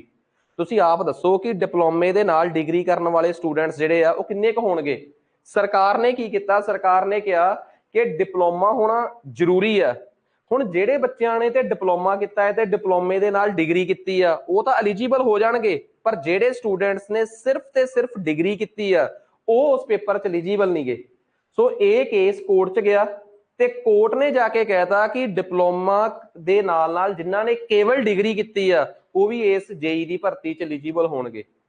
ਸੋ ਇੱਥੇ ਕੋਰਟ ਨੇ ਤੈਅ ਕਰਨਾ ਹੁੰਦਾ ਹੈ ਜਦੋਂ ਕਿਤੇ ਵੀ ਮਾਸਲਾ ਅਟਕ ਜੇ ਨਾ, ਕਿਉਂਕਿ ਮੈਂ ਤੁਹਾਨੂੰ ਨਾ ਕਨਸਟੀਟਿਊਸ਼ਨ ਦੇ ਆਰਟੀਕਲ 13 ਚ ਇੱਕ ਗੱਲ ਸਪਸ਼ਟ ਕਹਿਤੀ ਸੀ, ਆਰਟੀਕਲ 13 ਚ, ਕਿ ਜਿੱਥੇ ਵੀ ਤੁਹਾਨੂੰ ਲੱਗੇ ਕਿ ਬਣਿਆ ਹੋਇਆ ਕੋਈ ਲਾਅ, ਬਣਿਆ ਹੋਇਆ ਕੋਈ ਕਾਨੂੰਨ ਜਾਂ ਨੋਟੀਫਿਕੇਸ਼ਨ ਜਾਂ ਕੋਈ ਲਾਅ ਜਾਂ ਕੋਈ ਐਕਟ ਕੁਝ ਵੀ ਹੋਵੇ ਯਾਰ, ਉਹ ਸੰਵਿਧਾਨ ਦੀ ਗਰਿਮਾ ਦੇ ਖਿਲਾਫ ਆ ਤਾਂ ਉਹਦਾ ਫੈਸਲਾ ਕੋਰਟ ਕਰੂਗੀ। ਤੇ ਮੈਂ ਤੁਹਾਨੂੰ ਅੱਗੇ ਜਾ ਕੇ ਪੜਾਉਂਗਾ ਕਿ ਸਿਰਫ 2 ਹੀ ਪ੍ਰਕਾਰ ਦੀਆਂ ਅਦਾਲਤਾਂ ਨੂੰ ਇਹਦੇ ਵਾਸਤੇ ਮੌਕਾ ਮਿਲਿਆ ਹੈ, ਜਾਂ ਤਾਂ ਇਸ ਦੇਸ਼ 'ਚ ਸੁਪਰੀਮ ਕੋਰਟ ਨੂੰ ਤੇ ਜਾਂ ਕਿਹਨੂੰ? ਹਾਈ ਕੋਰਟਸ ਨੂੰ। ਤੁਸੀਂ ਕਹੋਗੇ ਇਹ ਕਿੱਥੇ ਲਿਖਿਆ ਹੈ? ਇਹ ਮੈਂ ਆਰਟੀਕਲ 32 ਚ ਜਾ ਕੇ ਪੜਾਉਂਗਾ ਕਿ ਕਿੱਥੇ ਲਿਖਿਆ ਹੈ। ਪਰ ਮੈਨੂੰ ਇੱਕ ਗੱਲ ਦੱਸੋ, ਗੱਲ ਕਲੀਅਰ ਹੋ ਗਈ ਕਿ ਕੁਆਲੀਫਿਕੇਸ਼ਨ ਤੈਅ ਕੀਤੀ ਜਾ ਸਕਦੀ ਆ, ਐਲੀਜੀਬਿਲਟੀ ਤੈਅ ਕੀਤੀ ਜਾ ਸਕਦੀ ਹੈ। ਐਲੀਜੀਬਿਲਟੀ ਦਾ ਭਾਵ ਯੋਗਤਾ ਤੈਅ ਕੀਤੀ ਜਾ ਸਕਦੀ ਆ, ਕੁਆਲੀਫਿਕੇਸ਼ਨ ਦਾ ਮਤਲਬ ਉਹਦੀਆਂ ਸ਼ਰਤਾਂ ਤੈਅ ਕੀਤੀਆਂ ਜਾ ਸਕਦੀਆਂ ਕਿ ਕਿਹੜੀ ਕਿਹੜੀ ਪੜ੍ਹਾਈ ਹੋਣੀ ਚਾਹੀਦੀ ਹੈ। ਤੇ ਜੇ ਉਹ ਜਾਇਜ਼ ਆ ਤਾਂ ਠੀਕ ਆ, ਜੇ ਨਜਾਇਜ਼ ਆ ਕੋਰਟ ਆਪੇ ਝਾੜ ਦੂਗੀ। ਨਿਸ਼ਚਿਤ ਹੋ ਜਾਓ, ਆਰਟੀਕਲ 15 ਤੇ ਆਰਟੀਕਲ 16 ਨੂੰ ਲੈ ਕੇ ਬੱਚੇ ਬਹੁਤ ਕਨਫਿਊਜ਼ ਹੁੰਦੇ ਆ ਕਿ what is difference between article 15 and 16। Article 15 ਸਿਰਫ ਤੇ ਸਿਰਫ, ਗੌਰ ਕਰਿਓ, ਆਰਟੀਕਲ 15 ਸਿਰਫ ਤੇ ਸਿਰਫ ਸਮਾਜਿਕ ਤੌਰ ਤੇ ਨਿਆਂ ਦੇ ਰਿਹਾ ਹੈ ਲੋਕਾਂ ਨੂੰ ਕਿ ਤੁਹਾਨੂੰ ਸਰਕਾਰੀ ਬਿਲਡਿੰਗਾਂ 'ਚ ਜਾਣ ਤੋਂ ਨਹੀਂ ਰੋਕਿਆ ਜਾਊਗਾ, ਸਰਕਾਰੀ ਟੋਬਿਆਂ ਤੋਂ ਪਾਣੀ ਤੁਸੀਂ ਵੀ ਵਰਤ ਸਕਦੇ ਹੋ, ਤੁਸੀਂ ਵੀ ਮੰਦਿਰਾਂ 'ਚ ਜਾ ਸਕਦੇ ਹੋ, ਤੁਹਾਨੂੰ ਕਿਸੇ ਵੀ ਜਨਤਕ ਅਦਾਰੇ 'ਚ ਜਾਣ ਤੋਂ ਰੋਕਣ ਤੋਂ ਕੋਈ ਮਨਾਹੀ ਨਹੀਂ ਹੈਗੀ। ਸਿਰਫ ਤੇ ਸਿਰਫ ਜਾਤ ਪਾਤ ਧਰਮ ਦੇ ਆਧਾਰ ਤੇ ਤੁਹਾਨੂੰ ਕਿਸੇ ਵੀ ਪ੍ਰਕਾਰ ਦੇ ਐਜੂਕੇਸ਼ਨਲ ਅਦਾਰਿਆਂ 'ਚ ਜਾਣ ਤੋਂ ਨਹੀਂ ਰੋਕਿਆ ਜਾ ਸਕਦਾ। ਇੱਥੋਂ ਤੱਕ ਕਿ ਆਰਟੀਕਲ 15 ਦੇ ਤਹਿਤ ਰਿਜ਼ਰਵੇਸ਼ਨ ਦੀ ਵੀ ਪ੍ਰੋਵੀਜ਼ਨ ਰੱਖੀ ਗਈ। ਕਿਹੜੀ ਪ੍ਰੋਵੀਜ਼ਨ ਰੱਖੀ ਗਈ ਕਿ ਜਿਹੜੇ ਬੱਚੇ ਪਿਛੜੀਆਂ ਜਾਤੀਆਂ ਨਾਲ ਸੰਬੰਧਿਤ ਨੇ, ਸਮਾਜ ਦੇ ਪਿਛੜੇ ਤਬਕਿਆਂ ਨਾਲ ਸੰਬੰਧਿਤ ਨੇ, ਉਹਨਾਂ ਨੂੰ ਐਜੂਕੇਸ਼ਨਲ ਅਦਾਰਿਆਂ ਦੇ ਵਿੱਚ ਰਿਜ਼ਰਵੇਸ਼ਨ ਦੇ ਕੇ ਬਾਕੀ ਬੱਚਿਆਂ ਦੇ ਬਰਾਬਰ ਦੀ ਪੜ੍ਹਾਈ ਕਰਾਈ ਜਾਵੇ। ਭਾਰਤ ਦੇ ਸੰਵਿਧਾਨ ਦੇ ਵਿੱਚ, ਮੈਂ ਸਪਸ਼ਟ ਤੌਰ ਤੇ ਕਹਿਦਾ, ਭਾਰਤ ਦੇ ਸੰਵਿਧਾਨ ਦੇ ਵਿੱਚ ਪਹਿਲਾਂ ਕਿਤੇ ਵੀ ਮੈਂਸ਼ਨ ਨਹੀਂ ਸੀ, ਸਿਰਫ ਸ਼ਡਿਊਲ ਕਾਸਟ ਤੇ ਸ਼ਡਿਊਲ ਟ੍ਰਾਈਬਸ ਵਾਸਤੇ ਰਿਜ਼ਰਵੇਸ਼ਨ ਦੀ ਪ੍ਰੋਵੀਜ਼ਨ ਸੀਗੀ।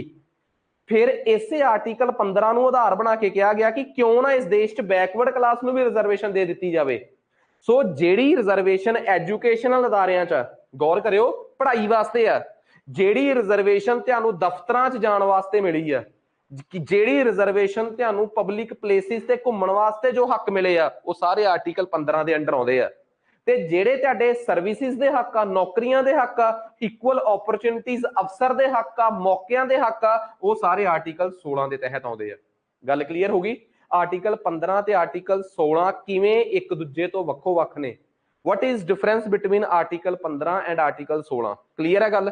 ਸੋ ਪਹਿਲੀ ਗੱਲ ਤਾਂ ਆਰਟੀਕਲ 15 ਤੇ ਆਰਟੀਕਲ 16 ਚ ਹੀ ਕਲੀਅਰ ਹੋ ਜਾਣਾ ਚਾਹੀਦਾ ਬੰਦਾ ਕਿ ਦੋਵੇਂ ਕੀ ਫਰਕ ਪਾਉਂਦੇ ਆ। ਖੈਰ ਆ ਜਾਓ ਅੱਗੇ।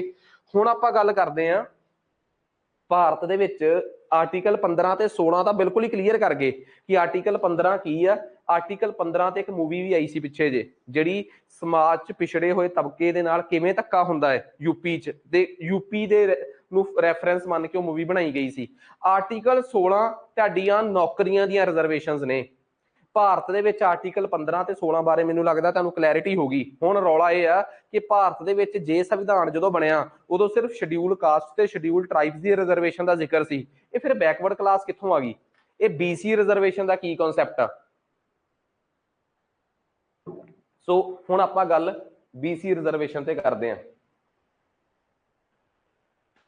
ਹਾਂਜੀ, ਹੁਣ ਆਪਾਂ ਗੱਲ ਉਹਦੀ ਕਰਦੇ ਹਾਂ, ਆਪਣਾ BC ਰਿਜ਼ਰਵੇਸ਼ਨ ਦੀ।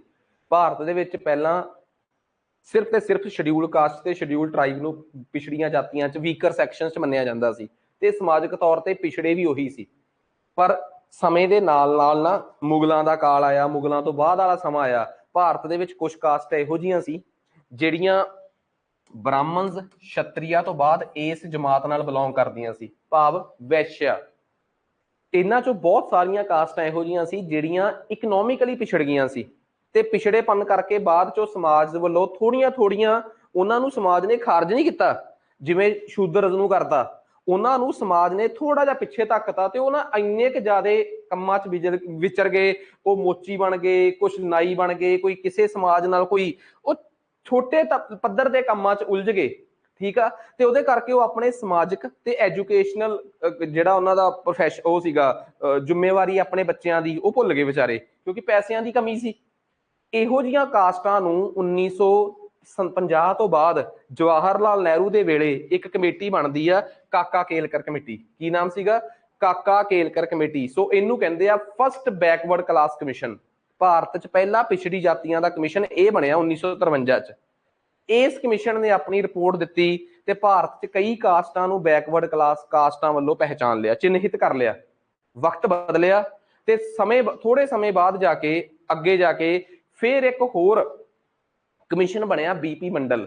ਉਹ ਬਿਹਾਰ ਦੇ MP ਸੀ, ਬਿਹਾਰ ਦੇ ਮੈਂਬਰ ਆਫ ਪਾਰਲੀਮੈਂਟ। ਸੋ ਉਹਨਾਂ ਦੇ ਅੰਡਰ ਇੱਕ ਕਮਿਸ਼ਨ ਬਣਿਆ। ਸੋ BP ਮੰਡਲ ਕਮਿਸ਼ਨ ਨੇ ਆਪਣੀ ਰਿਪੋਰਟ ਦਿੱਤੀ ਤੇ ਉਹਨਾਂ ਨੇ ਵੀ ਕੁਝ ਕਾਸਟਾਂ ਨੂੰ ਬੈਕਵਰਡ ਕਲਾਸ ਵੱਲੋਂ ਚਿੰਨ੍ਹਿਤ ਕਰਿਆ। ਸੋ ਬੈਕਵਰਡ ਕਲਾਸ ਪਹਿਲਾਂ ਤਾਂ ਕਾਕਾ ਕੇਲਕਰ ਨੇ ਤੈਅ ਕੀਤੀਆਂ, ਫਿਰ BP ਮੰਡਲ ਨੇ, ਪਰ ਕੋਈ ਵੀ ਉਹਨਾਂ ਨੂੰ ਰਿਜ਼ਰਵੇਸ਼ਨ ਦੇਣ ਦੇ ਲਈ ਹਿੰਮਤ ਨਹੀਂ ਜੁਟਾ ਸਕਿਆ ਕਿਉਂਕਿ ਜਰਨਲ ਕੈਟੇਗਰੀ ਦਾ ਗੁੱਸਾ ਬਹੁਤ ਭੜਕ ਸਕਦਾ ਸੀ। ਵਕਤ ਬਦਲਿਆ, 1990 ਦੇ ਅਰਾਊਂਡ ਦਾ ਸਮਾਂ ਆਇਆ, ਭਾਰਤ ਦੇ ਪ੍ਰਧਾਨ ਮੰਤਰੀ ਵੀਪੀ ਸਿੰਘ ਬਣੇ, ਵਿਸ਼ਵਨਾਥ ਪ੍ਰਤਾਪ ਸਿੰਘ। ਉਹਨਾਂ ਨੂੰ ਪਤਾ ਸੀ ਕਿ ਉਹਨਾਂ ਦੀ ਸਰਕਾਰ ਡਗਮਗਾ ਰਹੀ ਆ। ਉਹਨਾਂ ਨੇ ਆਪਣੇ ਪਰਸਨਲ ਸੈਕਟਰੀ ਨੂੰ ਪੁੱਛਿਆ ਕਿ ਕੀ ਹੋ ਸਕਦਾ ਆਪਣਾ ਹੱਲ। ਕਹਿੰਦਾ ਜੀ ਹੁਣ ਤਾਂ ਆਪਾਂ ਡਿੱਗੇ ਆ, ਅੱਜ ਨਹੀਂ ਤਾਂ ਕੱਲ ਆਪਣੀ ਪੀਐਮਸ਼ਿਪ ਗਈ, ਕਿਉਂਕਿ ਆਪਣੇ ਕੋਲ ਉਹਨੇ ਐਮਪੀਜ਼ ਨਹੀਂ ਹੈਗੇ। ਤਾਂ ਫਿਰ ਉਹ ਰਾਜਾ ਸੀ ਵਿਸ਼ਵਨਾਥ ਪ੍ਰਤਾਪ ਸਿੰਘ। ਵੀਪੀ ਸਿੰਘ ਜਿਹੜੇ ਸਾਡੇ ਪ੍ਰਧਾਨ ਮੰਤਰੀ ਰਹੇ ਆ ਨਾ, ਉਹ ਰਾਜਿਆਂ ਦੇ ਪਰਿਵਾਰ ਚੋਂ ਸੀ, ਤੇ ਰਾਜਿਆਂ ਵਾਲੀ ਗੱਲਬਾਤ ਸੀ ਅਗਲੇ 'ਚ। ਕਹਿੰਦਾ ਫਿਰ ਏਦਾਂ ਕਰੋ, ਕੁਛ ਇਹੋ ਜਿਹਾ ਕੰਮ ਕਰਕੇ ਜਾਓਗੇ ਦੁਨੀਆ ਤੁਹਾਨੂੰ ਯਾਦ ਰੱਖੇ ਕਿ ਵੀਪੀ ਸਿੰਘ ਕੁਛ ਕਰਕੇ ਗਿਆ ਸੀ। ਕਹਿੰਦਾ ਫਿਰ ਇੱਕੋ ਹੀ ਕੰਮ ਆ, ਮੰਡਲ ਕਮਿਸ਼ਨ ਦੀ ਰਿਪੋਰਟ ਠੰਡੇ ਬਸਤੇ 'ਚ ਪਈ ਆ, ਕੱਢੋ, ਅਬ ਲਾਗੂ ਕਰ ਦੋ। ਕਹਿੰਦਾ ਉਹਦੇ ਨਾਲ ਆਪਾਂ ਨੂੰ ਕੀ ਫਾਇਦਾ। ਕਹਿੰਦਾ ਦੇਖੋ ਦੋ ਹੀ ਪ੍ਰਕਾਰ ਦੇ ਲੋਕ ਹੋਣਗੇ, ਇੱਕ ਤਾਂ ਕਹਿਣਗੇ ਕਿ ਵੀਪੀ ਸਿੰਘ ਵਾਹ ਵਾਹ, ਇੱਕ ਕਹਿਣਗੇ ਵੀਪੀ ਸਿੰਘ ਹਾਏ ਹਾਏ। ਵੀਪੀ ਸਿੰਘ ਸਾਰੇ ਕਹਿਣਗੇ। ਉਹਨੂੰ ਗੱਲ ਸਮਝ ਆ ਗਈ। ਕਹਿੰਦਾ ਮਾਹੌਲ ਵੀ ਬਣਿਆ ਰਹੂਗਾ, ਕੀ ਪਤਾ ਇਹਦੇ ਚੋਂ ਕੋਈ ਇਹੋ ਜਿਹੀ ਸੰਜੀਵਨੀ ਬੂਟੀ ਨਿਕਲ ਆਵੇ ਕਿ ਆਪਣੀ ਸਰਕਾਰ ਵੀ ਬਚ ਜੇ, ਕੀ ਪਤਾ ਲੱਗਦਾ, ਲਾ ਲਓ ਦਾ ਤੇ।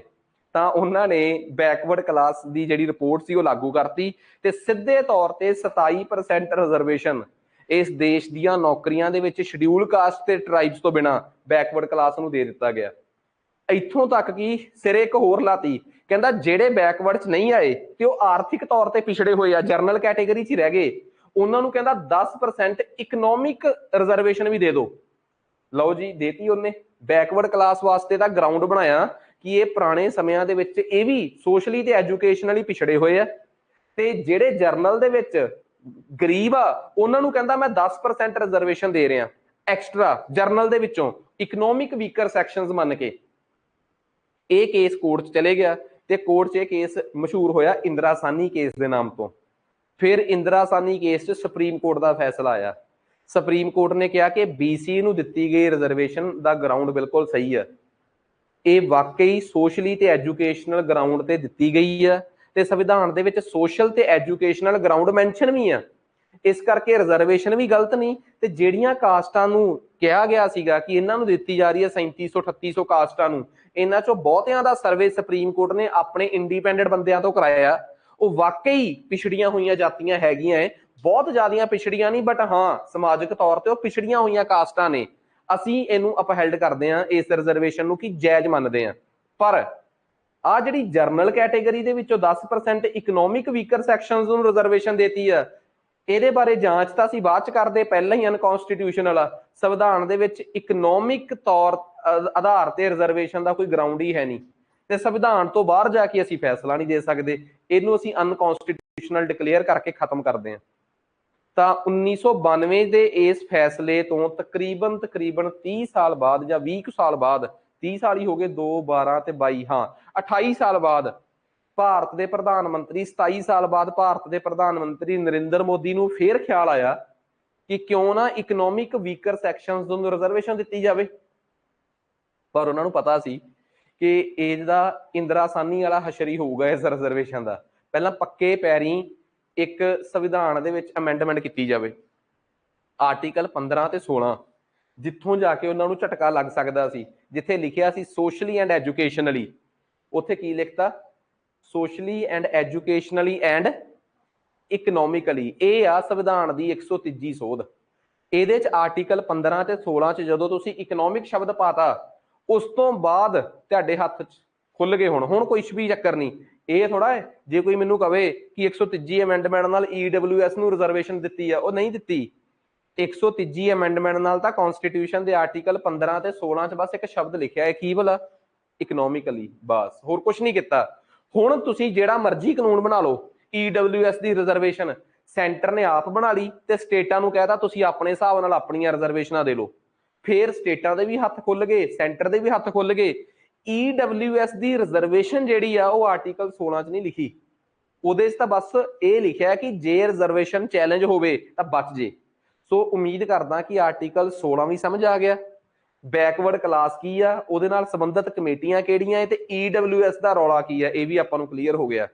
ਹੁਣ ਆਪਾਂ ਗੱਲ ਕਰਦੇ ਹਾਂ ਆਰਟੀਕਲ 17 ਦੀ, ਕਿ ਭਾਰਤ ਦੇ ਸੰਵਿਧਾਨ ਦੇ ਵਿੱਚ ਜਿਹੜਾ ਆ ਮੰਡਲ ਕਮਿਸ਼ਨ ਦੀ ਪੂਰੀ ਸਟੋਰੀ ਮੈਂ ਸੁਣਾਤੀ ਤੁਹਾਨੂੰ ਕਿ ਕੀ ਕਹਾਣੀ ਸੀ ਇਸ ਮੰਡਲ ਕਮਿਸ਼ਨ ਦੀ।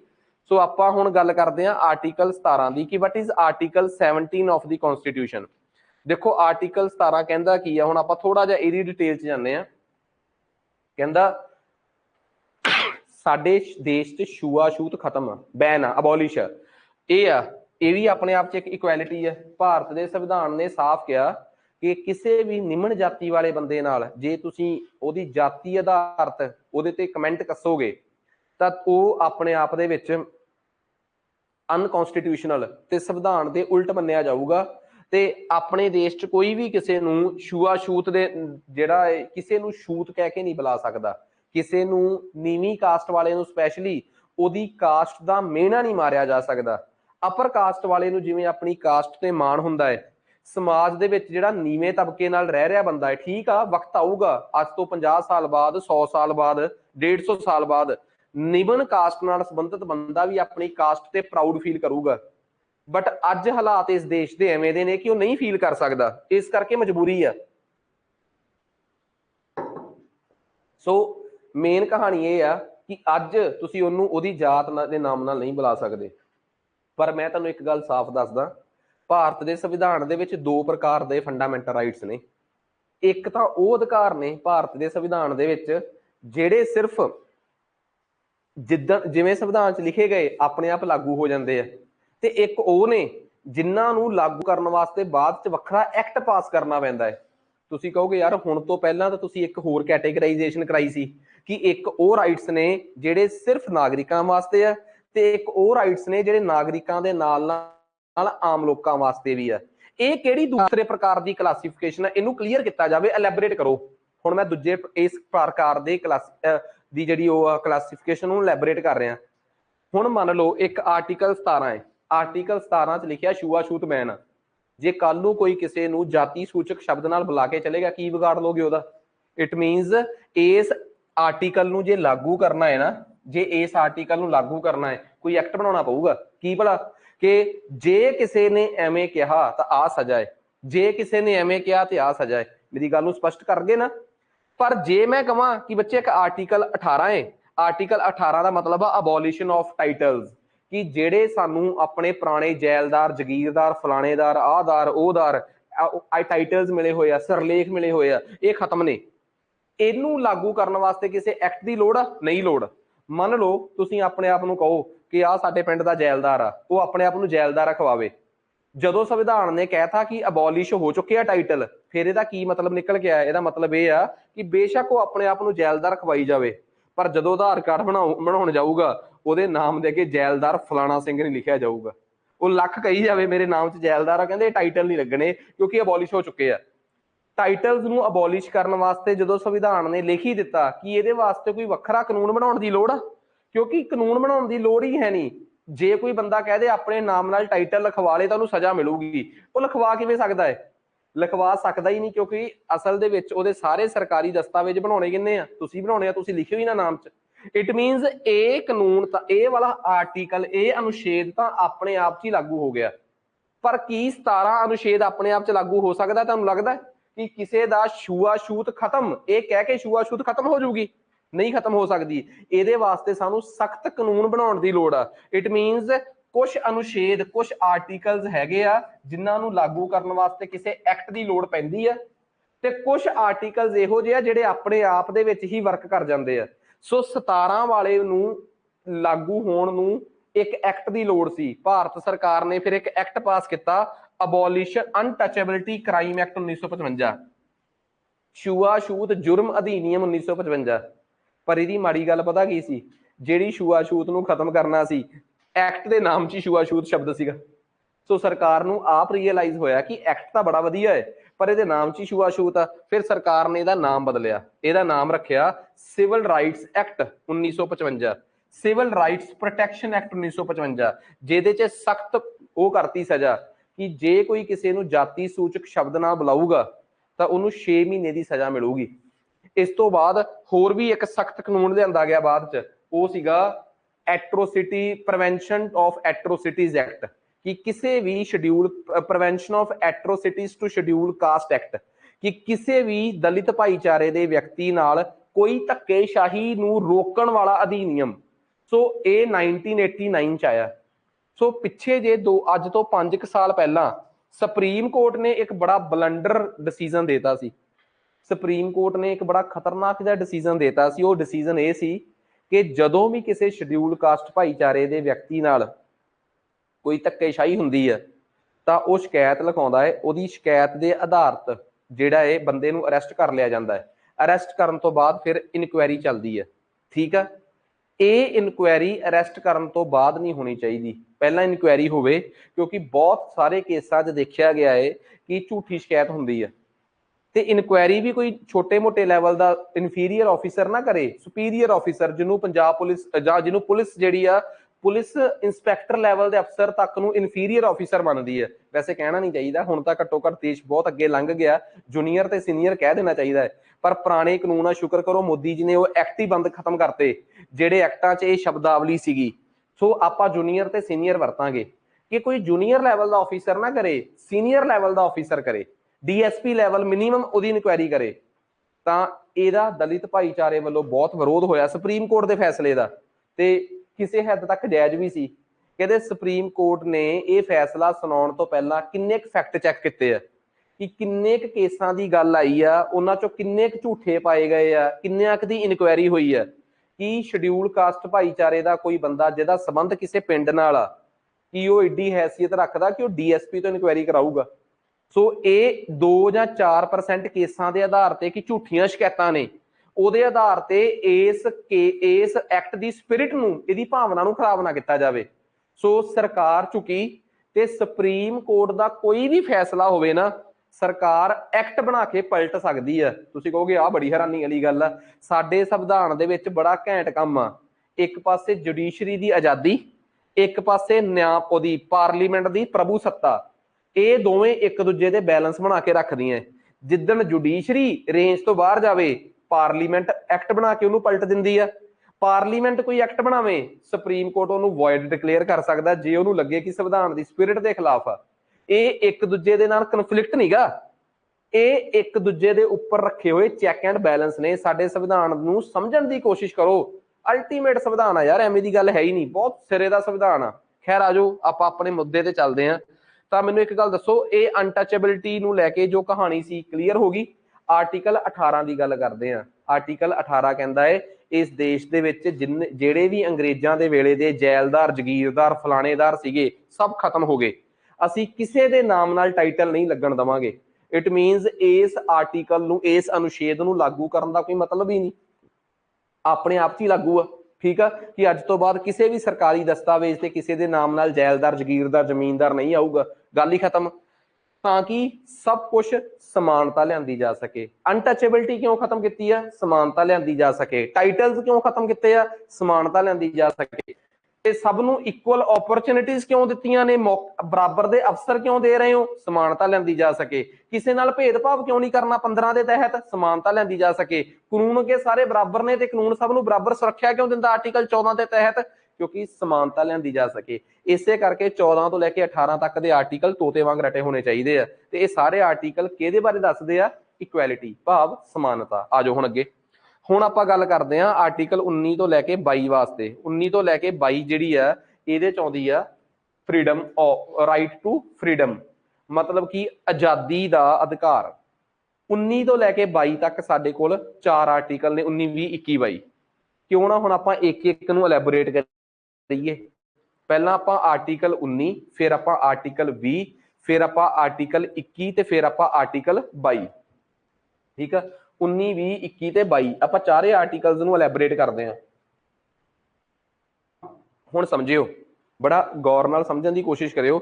19 ਕੀ ਆ, 20 ਕੀ ਆ, 21 ਕੀ ਆ ਤੇ 22 ਕੀ ਆ।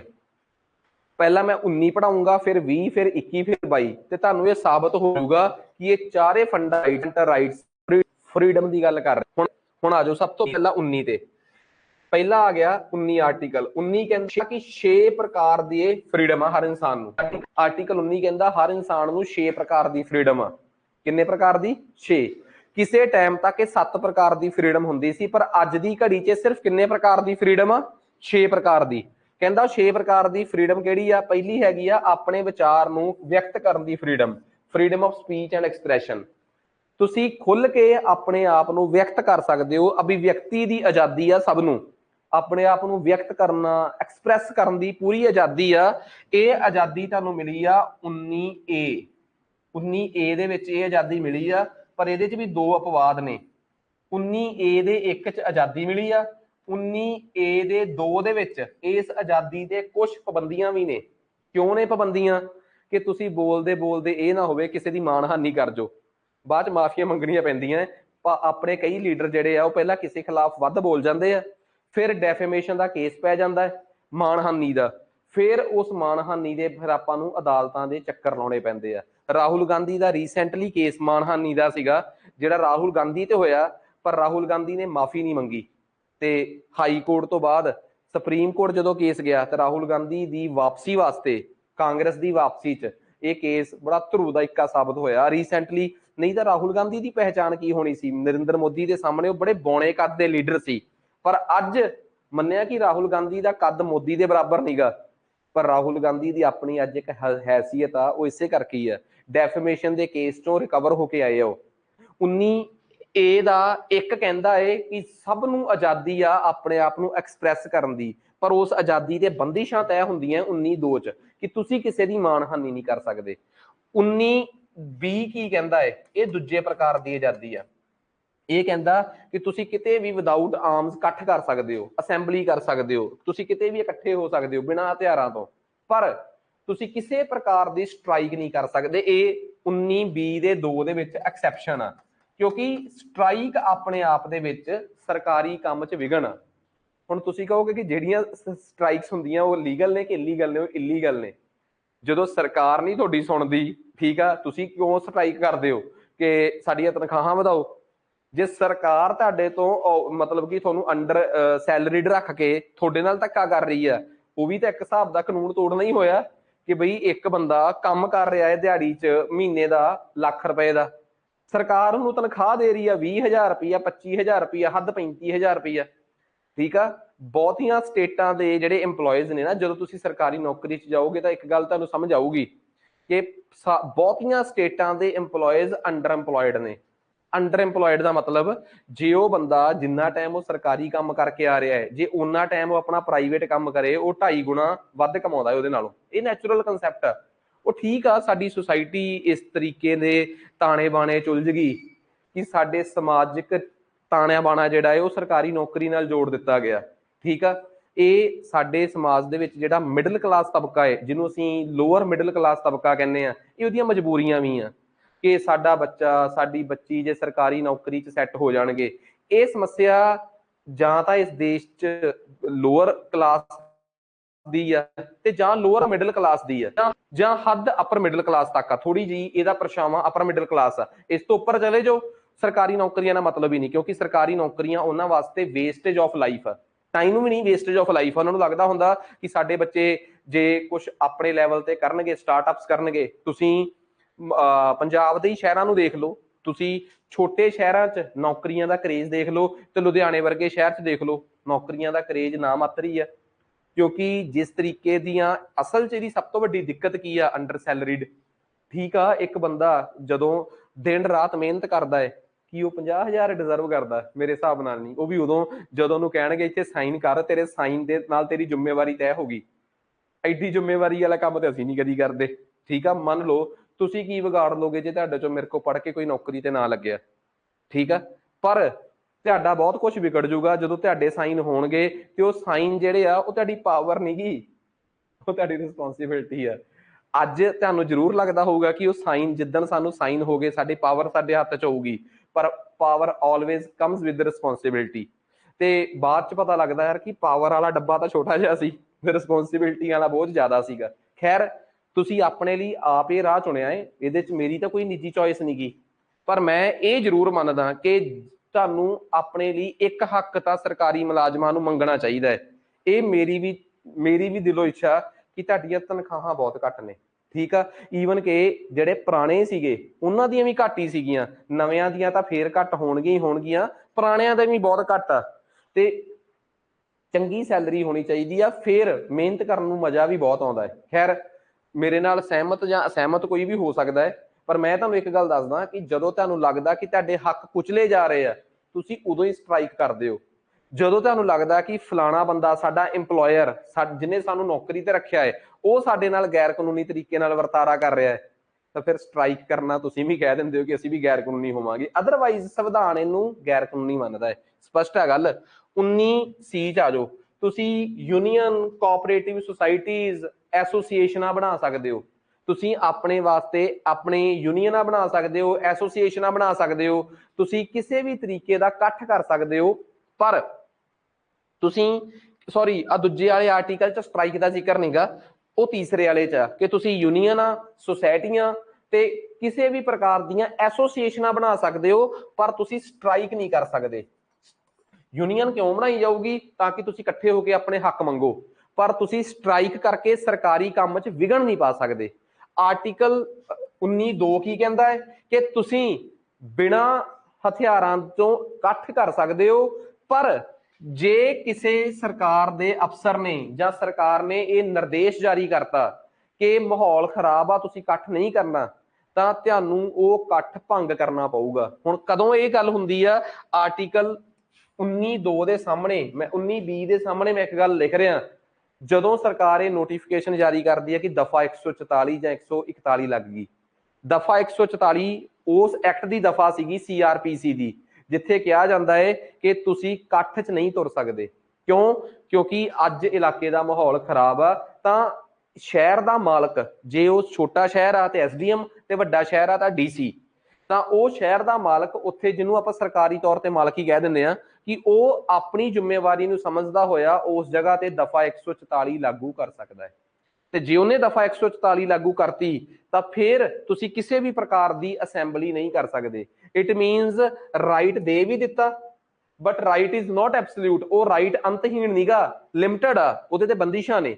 ਤੁਹਾਨੂੰ ਬੋਲਣ ਦੀ ਆਜ਼ਾਦੀ ਆ, ਪਰ ਤੁਸੀਂ ਕਿਸੇ ਦੀ ਮਾਣਹਾਨੀ ਨਹੀਂ ਕਰ ਸਕਦੇ। Right is not absolute but limited. ਤੁਸੀਂ ਇਕੱਠ ਕਰ ਸਕਦੇ ਹੋ, ਪਰ ਮਾਹੌਲ ਖਰਾਬ ਹੋਣ ਦੇ ਕੇਸ 'ਚ ਤੁਹਾਡੇ ਤੇ ਤੁਸੀਂ ਇਕੱਠ ਤੋਂ ਵਰਜਿਤ ਕਰੋਗੇ।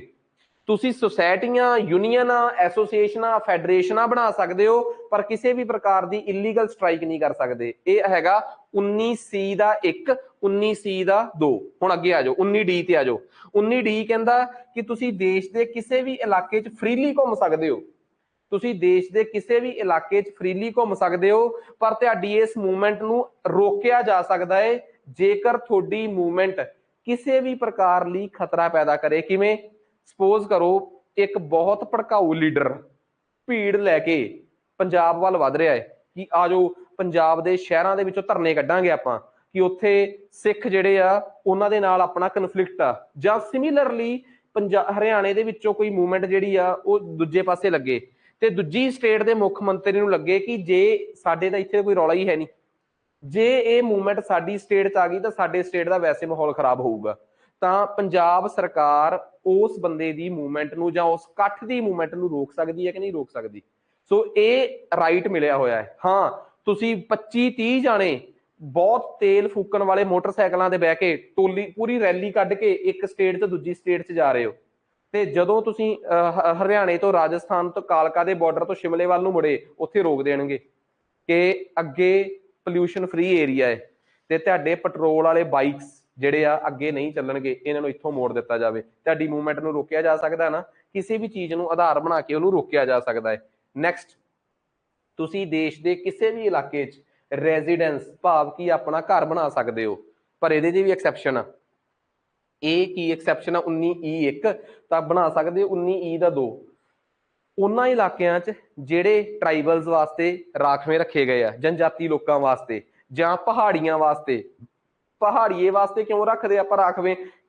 ਕਿਉਂਕਿ ਪਹਾੜੀਏ ਲੋਕਾਂ ਦਾ ਪਲੇਨ ਏਰੀਏ 'ਚ ਵਸਣਾ ਥੋੜਾ ਜਿਹਾ ਔਖਾ ਹੁੰਦਾ ਹੈ, ਇਸ ਕਰਕੇ ਜਿਹੜੇ ਉਹਨਾਂ ਵਾਸਤੇ ਰਾਖਵੇਂ ਰੱਖੇ ਗਏ ਇਲਾਕੇ ਆ, ਉਹਨਾਂ ਤੇ ਅਪਵਾਦ ਆ ਕਿ ਤੁਸੀਂ ਉੱਥੇ ਮਤਲਬ ਕਿ ਆਪਣਾ ਰਹਿਣ ਬਸੇਰਾ ਨਹੀਂ ਬਣਾ ਸਕਦੇ। ਇਟ ਮੀਨਸ ਰਾਈਟ ਦਿੱਤਾ ਵੀ ਆ, ਪਰ ਵਿਦ ਐਕਸੈਪਸ਼ਨਸ ਦਿੱਤਾ ਹੈ। ਨੈਕਸਟ, ਤੁਸੀਂ ਕਿਸੇ ਵੀ ਪ੍ਰਕਾਰ ਦਾ ਕੋਈ ਬਿਜ਼ਨਸ ਕਰ ਸਕਦੇ ਹੋ। ਇਹ ਹੈਗਾ ਹੈ 19F, 19F ਦਾ 1 ਕਿ ਤੁਸੀਂ ਕੋਈ ਵੀ ਬਿਜ਼ਨਸ ਕਰ ਸਕਦੇ ਹੋ, ਪਰ 19F ਦਾ 2 ਕੀ ਕਹਿੰਦਾ ਹੈ? ਇਹ 19F ਦਾ 1 ਆ ਪਹਿਲਾ ਇਧਰਲਾ ਹਿੱਸਾ। ਦੂਜਾ ਹਿੱਸਾ ਕੀ ਕਹਿੰਦਾ? ਐਕਸੈਪਸ਼ਨ ਕੀ ਕਹਿੰਦੀ ਹੈ? ਪਰ ਤੁਸੀਂ ਕੱਲ ਨੂੰ ਕਹਿ ਦੋ ਕਿ ਜੀ ਮੈਨੂੰ ਚੋਰੀ ਕਰਨ ਤੋਂ ਸਰਕਾਰ ਨੇ ਰੋਕਿਆ ਹੈ, ਇਹ ਤਾਂ ਮੇਰਾ ਫੰਡਾਮੈਂਟਲ ਰਾਈਟ ਹੈ। ਤੁਸੀਂ ਇਹੋ ਜਿਹਾ ਕੰਮ ਨਹੀਂ ਕਰ ਸਕਦੇ ਜਿਹੜਾ ਤੁਹਾਨੂੰ ਸਮਾਜ ਦੇ ਵਿੱਚ ਵਿਚਰਨ ਤੋਂ ਰੋਕੇ।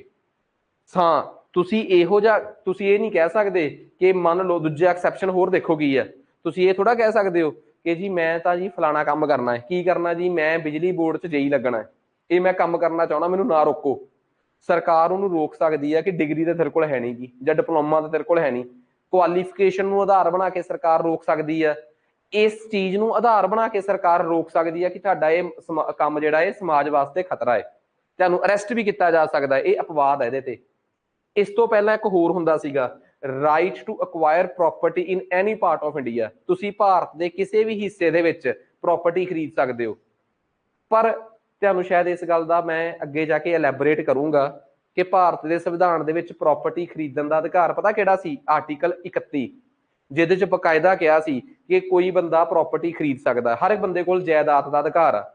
ਯਾਰ ਜਦੋਂ ਆਰਟੀਕਲ 31 ਹੀ ਨਹੀਂ ਰਿਹਾ, ਪ੍ਰੋਪਰਟੀ ਦਾ ਅਧਿਕਾਰ ਹੀ ਤੁਹਾਡਾ ਫੰਡਾਮੈਂਟਲ ਰਾਈਟ ਨਹੀਂ ਰਿਹਾ, ਤਾਂ ਕੀ ਜਿਹੜਾ ਇੱਥੇ ਲਿਖਿਆ ਸੀਗਾ freedom to get property in any part of India, ਕੀ ਉਹਦੀ ਵੈਲਿਊ ਰਹਿ ਜਾਂਦੀ? ਫਿਰ ਕੋਈ ਵੈਲਿਊ ਨਹੀਂ। ਇਟ ਮੀਨਸ ਕਈ ਲੋਕਾਂ ਨੂੰ ਲੱਗਦਾ ਹੈ ਕਿ 44ਵੀਂ ਅਮੈਂਡਮੈਂਟ ਨਾਲ ਜਦੋਂ ਰਾਈਟ ਟੂ ਪ੍ਰੋਪਰਟੀ ਖਤਮ ਕੀਤਾ ਗਿਆ, ਸਿਰਫ ਆਰਟੀਕਲ 31 ਖਤਮ ਹੋਇਆ, ਨਹੀਂ। ਆਰਟੀਕਲ 31 ਨਹੀਂ, ਆਰਟੀਕਲ 31 ਦੇ ਨਾਲ right to acquire property and retain property in any part of India ਵੀ 44ਵੀਂ ਅਮੈਂਡਮੈਂਟ ਨਾਲ ਉਦੋਂ ਹੀ ਖਤਮ ਹੋ ਗਿਆ ਸੀ। 19 ਆਰਟੀਕਲ ਦੇ ਵਿੱਚ ਉਦੋਂ ਅੰਦਰ 7 ਪ੍ਰਕਾਰ ਦੀ ਆਜ਼ਾਦੀ ਸੀ। ਕਿਹੜੇ 7 ਪ੍ਰਕਾਰ ਦੀ ਆਜ਼ਾਦੀ?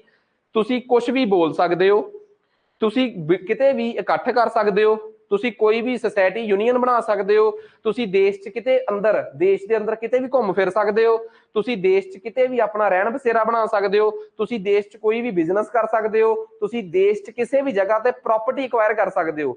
7 ਪ੍ਰਕਾਰ ਦੀ ਫਰੀडम ਸੀਗੀ ਆਰਟੀਕਲ 19 ਦੇ ਤਹਿਤ। ਅੱਜ ਕਿੰਨੇ ਪ੍ਰਕਾਰ ਦੀ ਆ? 1 ਪ੍ਰਕਾਰ ਦੀ 44ਵੀਂ ਅਮੈਂਡਮੈਂਟ ਨਾਲ ਡਿਲੀਟ ਕਰਤੀ। ਕਿਉਂ? ਆਰਟੀਕਲ 31 ਜਿਹਦੇ 'ਚ ਲਿਖਿਆ ਸੀ ਰਾਈਟ ਟੂ ਪ੍ਰੋਪਰਟੀ, ਜਦੋਂ ਉਹੀ ਨਹੀਂ ਰਿਹਾ, ਪੇਰੈਂਟ ਆਰਟੀਕਲ ਹੀ ਨਹੀਂ ਰਿਹਾ, ਮੁੱਖ ਫੰਡਾਮੈਂਟਲ ਰਾਈਟ ਹੀ ਨਹੀਂ ਰਿਹਾ, ਆ ਉਹਦਾ ਜਵਾਕ ਜਿਹਾ ਕੀ ਕਰੂਗਾ ਇੱਥੇ? ਸੋ ਉਹ ਵੀ ਨਾਲ ਹੀ ਚੱਕਤਾ। 19 ਆਰਟੀਕਲ ਦੇ ਵਿੱਚ ਦੇਸ਼ ਦੇ ਕਿਸੇ ਵੀ ਹਿੱਸੇ ਦੇ ਵਿੱਚ ਜਾਇਦਾਦ ਰੱਖਣ ਦਾ ਅਧਿਕਾਰ ਵੀ ਖਤਮ ਹੋ ਗਿਆ। ਹੁਣ ਤੁਸੀਂ ਮੈਨੂੰ ਦੱਸੋ ਆਰਟੀਕਲ 19 ਚ ਕਿਸੇ ਨੂੰ ਕੋਈ ਡਾਊਟ? ਮੈਂ 19 ਤੋਂ ਲੈ ਕੇ 22 ਤੱਕ 4, 19, 20, 21 ਤੇ 22 4 ਪਹਿਲੇ ਚ ਪਾ 6 ਟਾਈਪ ਆਫ ਫਰੀडम ਪੜਾਤੀ ਮੈਂ। ਹੁਣ ਮੈਂ ਪੜਾਉਣ ਲੱਗਾ ਆਰਟੀਕਲ 20 ਕੀ ਆ, ਠੀਕ ਆ ਮੈਂ 19A, ਇਹ ਜੋ ਮੈਂ ਡਿਟੇਲ ਦੱਸੀ ਆ ਇਹ ਉਹੀ ਡਿਟੇਲ ਆ ਸਾਰੀ, ਇਹਦੇ ਚ ਕੁਝ ਵੀ ਨਹੀਂ ਨਵਾਂ।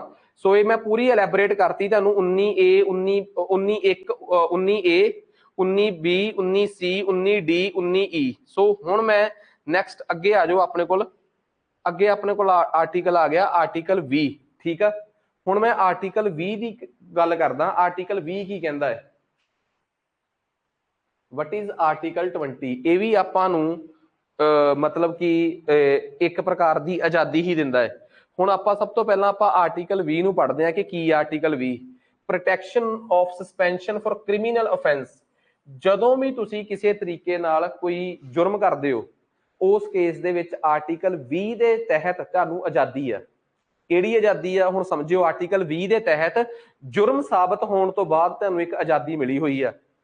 20 ਦੇ ਵਿੱਚ 3 ਪ੍ਰਕਾਰ ਦੀ ਆਜ਼ਾਦੀ ਆ। ਪਹਿਲਾਂ ਇਹ ਦੱਸੋ 19 ਚ ਜਦੋਂ ਤੁਸੀਂ ਆਜ਼ਾਦ ਹੋ ਤੁਸੀਂ ਕੀ ਕੀ ਕਰ ਸਕਦੇ ਹੋ, ਉਹਦੀ ਆਜ਼ਾਦੀ ਆ। 20 ਦੇ ਵਿੱਚ ਜਦੋਂ ਤੁਸੀਂ ਦੋਸ਼ੀ ਸਾਬਤ ਹੋ ਗਏ, ਉਹਦੀ ਆਜ਼ਾਦੀ ਆ। ਗੌਰ ਕਰਿਓ 20 ਦੇ ਵਿੱਚ ਕਿਹੜੀ ਆਜ਼ਾਦੀ ਆ?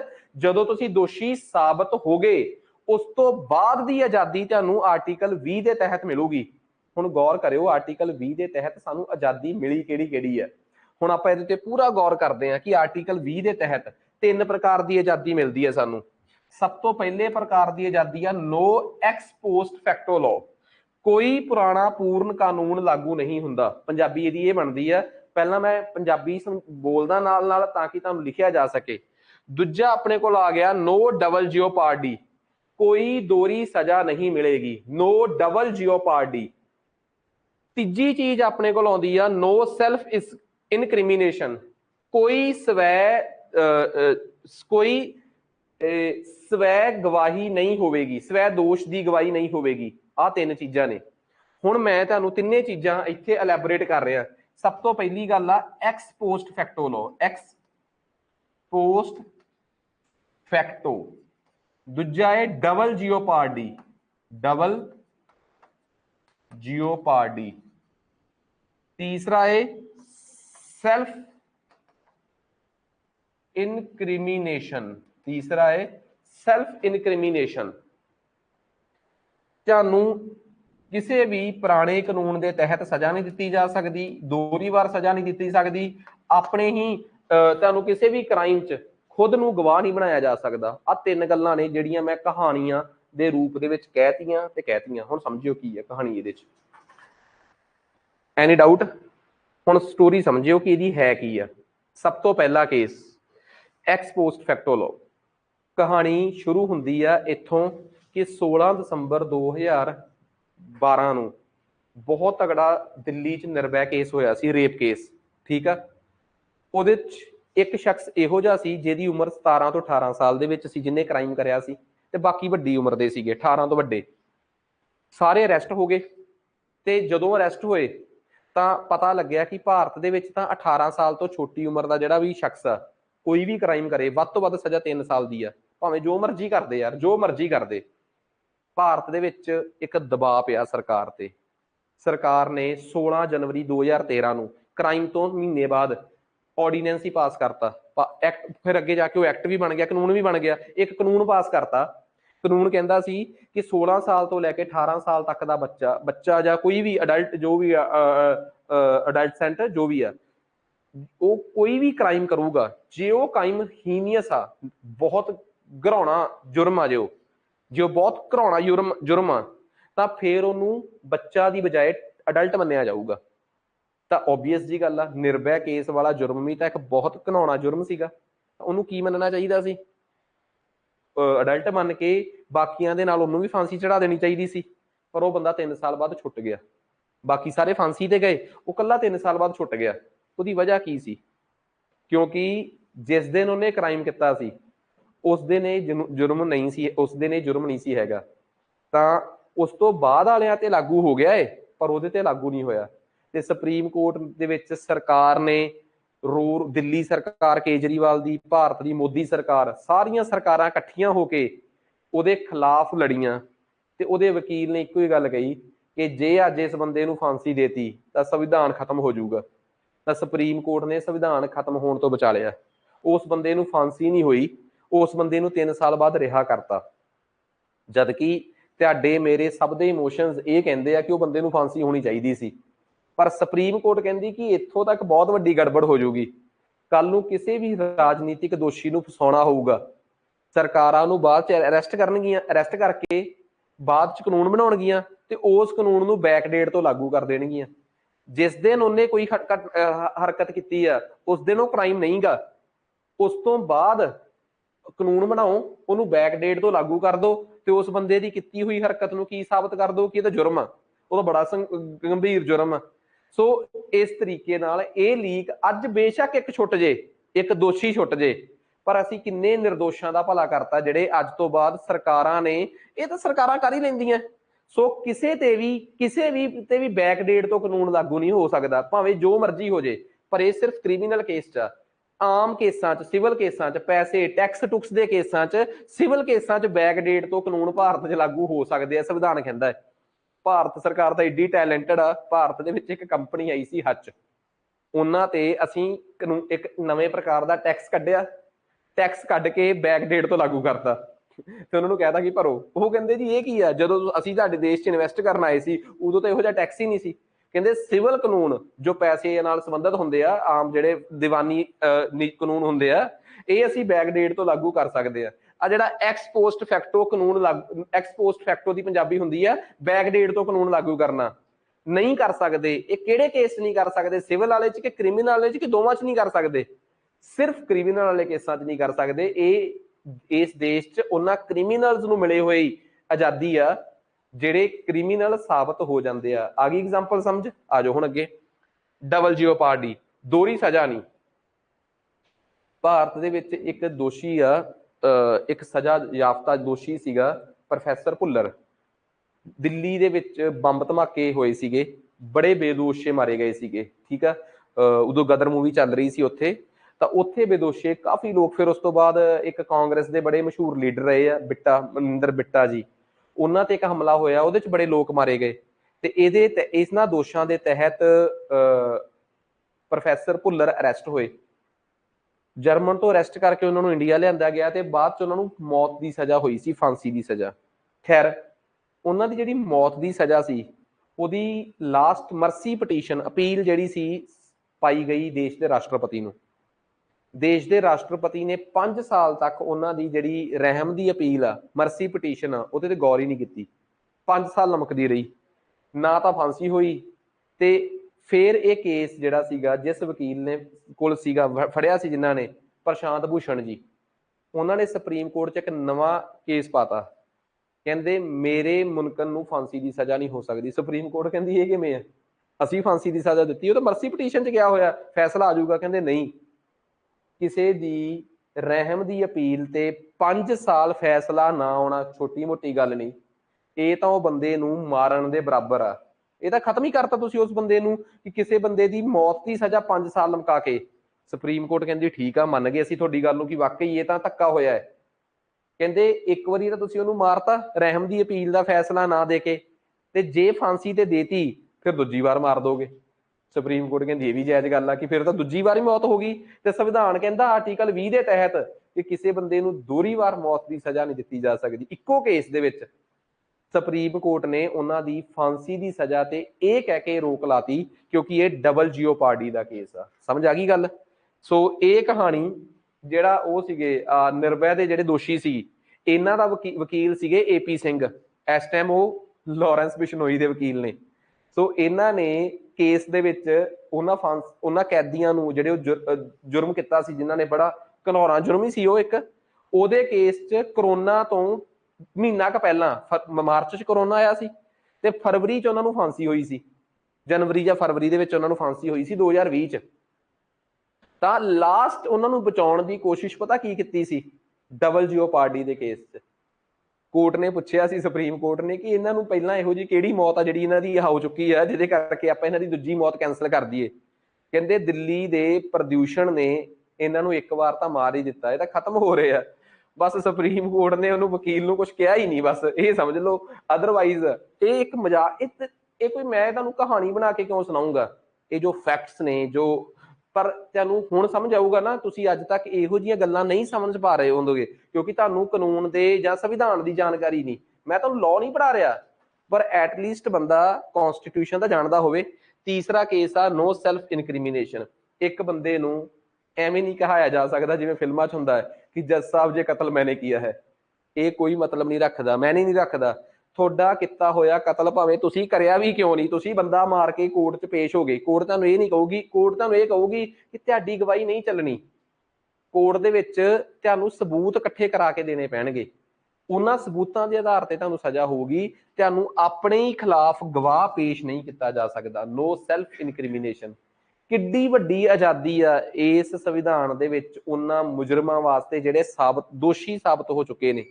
ਤਾਂ ਆਰਟੀਕਲ 20 ਕੀ ਤੁਹਾਨੂੰ ਲੱਗਦਾ ਕਿ ਫਰੀਡਮ ਦੀ ਗੱਲ ਕਰਦਾ ਹੈ? ਐਗਜ਼ੈਕਟਲੀ ਕਰਦਾ ਹੈ। ਇਹ ਵੀ ਤਾਂ ਫਰੀਡਮ ਦੀ ਗੱਲ ਕਰਦਾ ਹੈ, 19 ਵੀ ਫਰੀਡਮ ਦੀ ਗੱਲ ਕਰਦਾ ਹੈ, ਪਰ ਵੱਖਰੀ ਪ੍ਰਕਾਰ ਦੀ, ਬੋਲਣ ਦੀ, ਬਸ ਗਾਲਾਂ ਗਲੋਚ ਨਾ ਹੋਵੇ, ਇਕੱਠ ਦੀ ਪਰ ਮਾਹੌਲ ਖਰਾਬ ਨਾ ਹੋਵੇ, ਐਸੋਸੀਏਸ਼ਨਾਂ ਦੀ ਪਰ ਇਲੀਗਲ ਜੇ ਤਰੀਕੇ ਨਾਲ ਸਟ੍ਰਾਈਕ ਨਾ ਹੋਵੇ, ਕਿਤੇ ਵੀ ਮੂਵ ਕਰਨ ਦੀ ਪਰ ਅਰਾਜਕਤਾ ਨਾ ਫੈਲਾਓ, ਕਿਤੇ ਵੀ ਘਰ ਰਹਿਣ ਦੀ ਪਰ ਕਿਸੇ ਪਹਾੜੀਆਂ ਦੇ ਟਰਾਈਬਲਸ ਦੇ ਇਲਾਕਿਆਂ ਦੇ ਵਿੱਚ ਨਾ ਜਾਓ, ਕੋਈ ਵੀ ਕਾਰੋਬਾਰ ਕਰਨ ਦੀ ਪਰ ਕੋਈ ਇਲੀਗਲ ਜਾਂ ਨਜਾਇਜ਼ ਜਿਹਾ ਚੋਰੀ ਨਾ ਕਰਦੇ ਫਿਰੋ, ਠੀਕ ਆ, ਤੇ ਗਲਤ ਇਲੀਗਲ ਸਮਗਲਿੰਗ ਨਾ ਕਰਦੇ ਫਿਰੋ। ਕਿੱਡੀ ਵਧੀਆ ਹੈ। 20 ਦੀ ਆਜ਼ਾਦੀ ਕੈਦੀਆਂ ਨੂੰ ਨਹੀਂ, ਉਹਨਾਂ ਸਜ਼ਾ ਯਾਫਤਾ ਕੈਦੀਆਂ ਨੂੰ ਜਿਨ੍ਹਾਂ ਨੂੰ ਸਜ਼ਾ ਹੋ ਚੁੱਕੀ ਹੈ, ਕ੍ਰਿਮੀਨਲਸ ਨੂੰ ਜਿਨ੍ਹਾਂ ਨੂੰ ਸਜ਼ਾ ਡਿਕਲੇਅਰ, ਜਿਨ੍ਹਾਂ ਦੀ ਸਜ਼ਾ ਹੋ ਚੁੱਕੀ ਆ। ਹੁਣ ਗੱਲ ਕਰਦੇ ਆ ਆਰਟੀਕਲ 21 ਦੀ। ਮੈਨੂੰ ਇੱਕ ਗੱਲ ਦੱਸੋ, ਜੇ ਤੁਹਾਨੂੰ ਕੋਈ ਕਵੇ ਕਿ ਯਾਰ ਫੰਡਾਮੈਂਟਲ ਰਾਈਟਸ ਪੜ੍ਹਨੇ ਆ, ਬੁਨਿਆਦੀ ਅਧਿਕਾਰ ਪੜ੍ਹਨੇ ਆ, ਤਾਂ ਕਿਵੇਂ ਪੜ੍ਹੋਗੇ?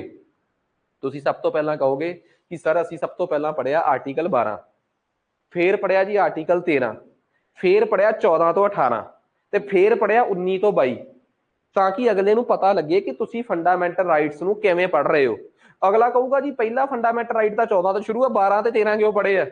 ਉਹਨੂੰ ਸਮਝਾ ਦਿਓ ਕਿ 12 13 ਪੜ੍ਹੇ ਬਿਨਾ ਫੰਡਾਮੈਂਟਲ ਰਾਈਟਸ ਦਾ ਪੜ੍ਹਿਆ ਜਾਣਾ ਹੀ ਕੁਛ ਜਾਇਜ਼ ਨਹੀਂ ਸੀਗਾ।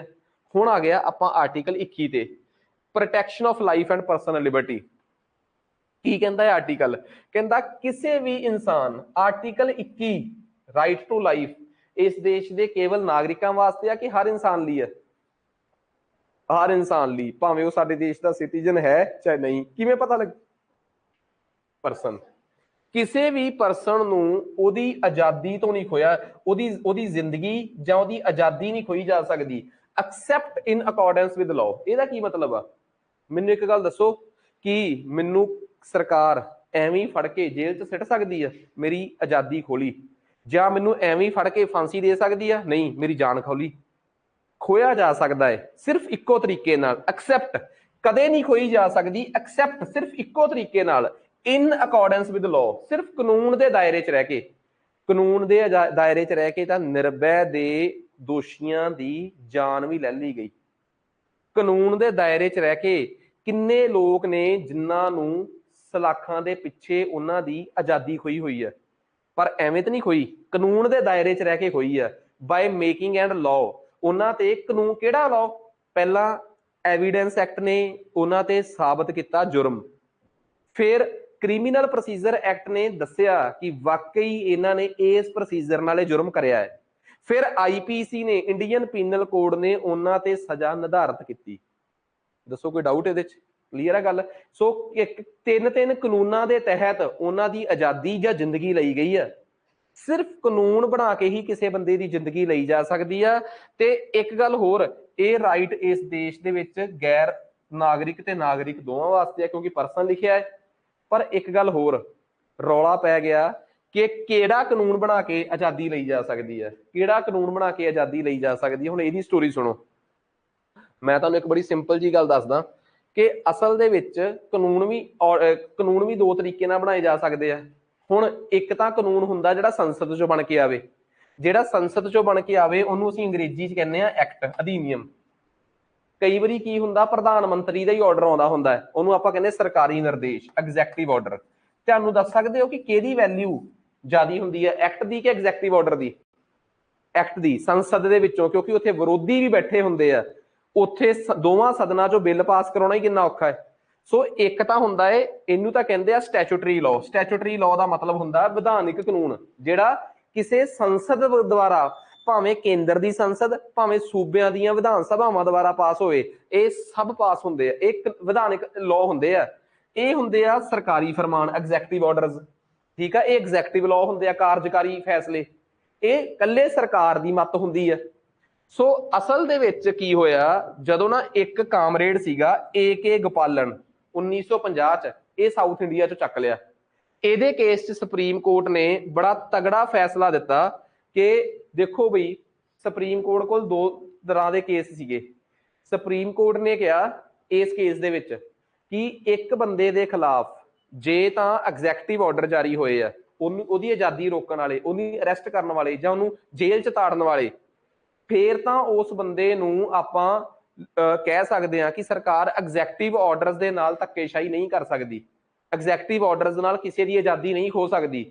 ਤੁਸੀਂ ਐਗਜ਼ੈਕਟਿਵ ਆਰਡਰ ਨੂੰ, ਸਰਕਾਰੀ ਨਿਰਦੇਸ਼ ਨੂੰ ਲਾਅ ਨਹੀਂ ਮੰਨ ਸਕਦੇ। ਅਸਲ ਦੇ ਵਿੱਚ ਲਾਅ ਹੋਊਗਾ ਜੇ ਉਹ ਕਿੱਥੋਂ ਪਾਸ ਹੋ ਕੇ ਆਇਆ ਹੋਊਗਾ, ਸੰਸਦ ਚੋਂ ਪਾਸ ਹੋ ਕੇ ਆਇਆ ਹੋਊਗਾ, ਜੇ ਉਹ ਵਾਕਿਆ ਹੀ ਸਟੈਚੂਟਰੀ ਲਾਅ ਆ, ਜੇ ਉਹ ਕਾਨੂੰਨ ਦੀ ਸ਼ਕਲ ਦੇ ਵਿੱਚ ਪਾਰਲੀਮੈਂਟ ਚੋਂ ਪਾਸ ਹੋ ਕੇ ਆਇਆ ਹੈ। ਪਾਰਲੀਮੈਂਟ ਚੋਂ ਪਾਸ ਹੋ ਕੇ ਤਾਂ ਗਲਤ ਕਾਨੂੰਨ ਆ ਹੀ ਨਹੀਂ ਸਕਦਾ। ਇਸ ਕਰਕੇ ਪਾਰਲੀਮੈਂਟਰੀ ਲਾਅ, ਜਿਹਨੂੰ ਅਸੀਂ ਸਟੈਚੂਟਰੀ ਲਾਅ ਕਹਿੰਦੇ ਆ, ਇਹ ਪਾਸ ਕਰਕੇ ਕਾਨੂੰਨ, ਜਿਹੜਾ ਐਕਟ ਸੰਸਦ ਚੋਂ ਪਾਸ ਹੋਇਆ ਹੈ, ਉਹਦੇ ਤਹਿਤ ਕਿਸੇ ਬੰਦੇ ਦੀ ਆਜ਼ਾਦੀ ਖੋਈ ਜਾ ਸਕਦੀ ਆ। ਪਰ ਸਰਕਾਰੀ ਆਰਡਰ ਦੇ ਖਿਲਾਫ ਕਿਸੇ ਬੰਦੇ ਦੀ ਜੇ ਆਜ਼ਾਦੀ ਖੋਈ ਗਈ ਆ, ਉਹ ਸਾਡੇ ਕੋਲ ਆਵੇ, ਅਸੀਂ ਦੇਖਾਂਗੇ ਕਿ ਉਹ ਸਰਕਾਰੀ ਆਰਡਰ ਜਾਇਜ਼ ਆ ਕਿ ਨਜਾਇਜ਼ ਆ। ਜੇ ਉਹ ਨਜਾਇਜ਼ ਆ, ਆਰਬਿਟਰੀ ਆ, ਅਸੀਂ ਸਰਕਾਰ ਨੂੰ ਕਹਿ ਦਾਂਗੇ ਇਹਨੂੰ ਆਜ਼ਾਦ ਕਰੋ। ਪਰ ਜੇ ਉਹ ਕਾਨੂੰਨ ਹੀ ਸੰਸਦ ਚੋਂ ਪਾਸ ਹੋ ਕੇ ਆਇਆ, ਫਿਰ ਤਾਂ ਖੋਈ ਜਾ ਸਕਦੀ ਹੈ। ਫਿਰ ਉਹਦੇ ਚ ਨਜਾਇਜ਼ ਕੁਛ ਨਹੀਂ ਗਾ, ਉਹ ਜਾਇਜ਼ ਹੀ ਜਾਇਜ਼ ਆ। ਇਹ ਉਹਨਾਂ ਵੇਲਿਆਂ ਦੀ ਗੱਲ ਆ ਜਦੋਂ ਹਜੇ ਸਾਡੀ ਸੁਪਰੀਮ ਕੋਰਟ ਮੈਚਿਓਰ ਨਹੀਂ ਸੀ ਹੋਈ। 1978 ਦੇ ਵਿੱਚ ਮੇਨਕਾ ਗਾਂਧੀ ਕੇਸ ਚ ਸੁਪਰੀਮ ਕੋਰਟ ਨੇ ਆਪਣਾ ਹੀ ਫੈਸਲਾ ਪਲਟਤਾ। ਸੁਪਰੀਮ ਕੋਰਟ ਕਹਿੰਦੀ ਜਾਇਜ਼ ਤਾਂ ਜਾਇਜ਼ ਜਾਂ ਨਜਾਇਜ਼ ਕੁਛ ਵੀ ਹੋ ਸਕਦਾ ਹੈ, ਜ਼ਰੂਰੀ ਨਹੀਂ ਕਿ ਸਰਕਾਰੀ ਫਰਮਾਨ ਹੀ ਨਜਾਇਜ਼ ਹੋਵੇ। ਸੰਸਦ ਚੋਂ ਬਣਾਏ ਗਏ ਕਾਨੂੰਨ ਵੀ ਨਜਾਇਜ਼ ਹੋ ਜਾਂਦੇ ਆ, ਕਈ ਵਾਰੀ ਉਹ ਵੀ ਧੱਕੇਸ਼ਾਹੀ ਵਾਲੇ ਹੋ ਜਾਂਦੇ ਆ। ਜੇ ਉਹ ਵੀ ਆਰਬਿਟਰੀ ਹੋਏ, ਧੱਕੇਸ਼ਾਹੀ ਵਾਲੇ ਹੋਏ, ਅਸੀਂ ਉਹਨੂੰ ਵੀ ਖਾਰਜ ਕਰ ਸਕਦੇ ਹਾਂ। ਜਿਸ ਬੰਦੇ ਦੀ ਆਜ਼ਾਦੀ ਖੋਈ ਗਈ ਆ, ਜਿਸ ਬੰਦੇ ਨੂੰ ਕਿਸੇ ਵੀ ਕਾਨੂੰਨ ਦੇ ਤਹਿਤ ਅਰੈਸਟ ਕੀਤਾ ਗਿਆ ਹੈ, ਮੰਨ ਲਓ ਸਰਕਾਰ ਨੇ ਇੱਕ ਕਾਨੂੰਨ ਬਣਾਇਆ, ਉਹਦਾ ਨਾਮ ਹੈ NSA, ਨੈਸ਼ਨਲ ਸਿਕਿਉਰਿਟੀ ਐਕਟ। ਤੁਹਾਨੂੰ ਉਸ ਕਾਨੂੰਨ ਦੇ ਤਹਿਤ ਅਰੈਸਟ ਕਰ ਲਿਆ, ਤੁਸੀਂ ਕੋਰਟ ਜਾਓ ਪਹਿਲਾਂ, ਤੇ ਹਰ ਬੰਦਾ ਕੋਰਟ ਜਾਊਗਾ ਤੇ ਸਭ ਤੋਂ ਪਹਿਲਾਂ ਇਹ ਸਾਬਤ ਕਰਨ ਦੀ ਕੋਸ਼ਿਸ਼ ਕਰੂਗਾ ਕਿ ਮੇਰੇ ਬੰਦਿਆਂ ਤੇ ਜਿਹੜਾ NSA ਲੱਗਾ ਹੈ, ਬੇਸ਼ੱਕ ਇਹ ਐਕਟ ਪਾਰਲੀਮੈਂਟ ਚੋਂ ਪਾਸ ਹੋ ਕੇ ਆਇਆ ਹੋਇਆ ਹੈ, ਪਰ ਇਹ ਆਰਬਿਟਰੀ ਹੈ, ਧੱਕੇਸ਼ਾਹੀ ਨਾਲ ਲਾਇਆ ਗਿਆ ਕਾਨੂੰਨ। ਤੇ ਕੋਰਟ ਫਿਰ ਆਪਣੀ ਇਨਵੈਸਟੀਗੇਸ਼ਨ ਕਰਵਾਉਂਦੀ ਹੈ।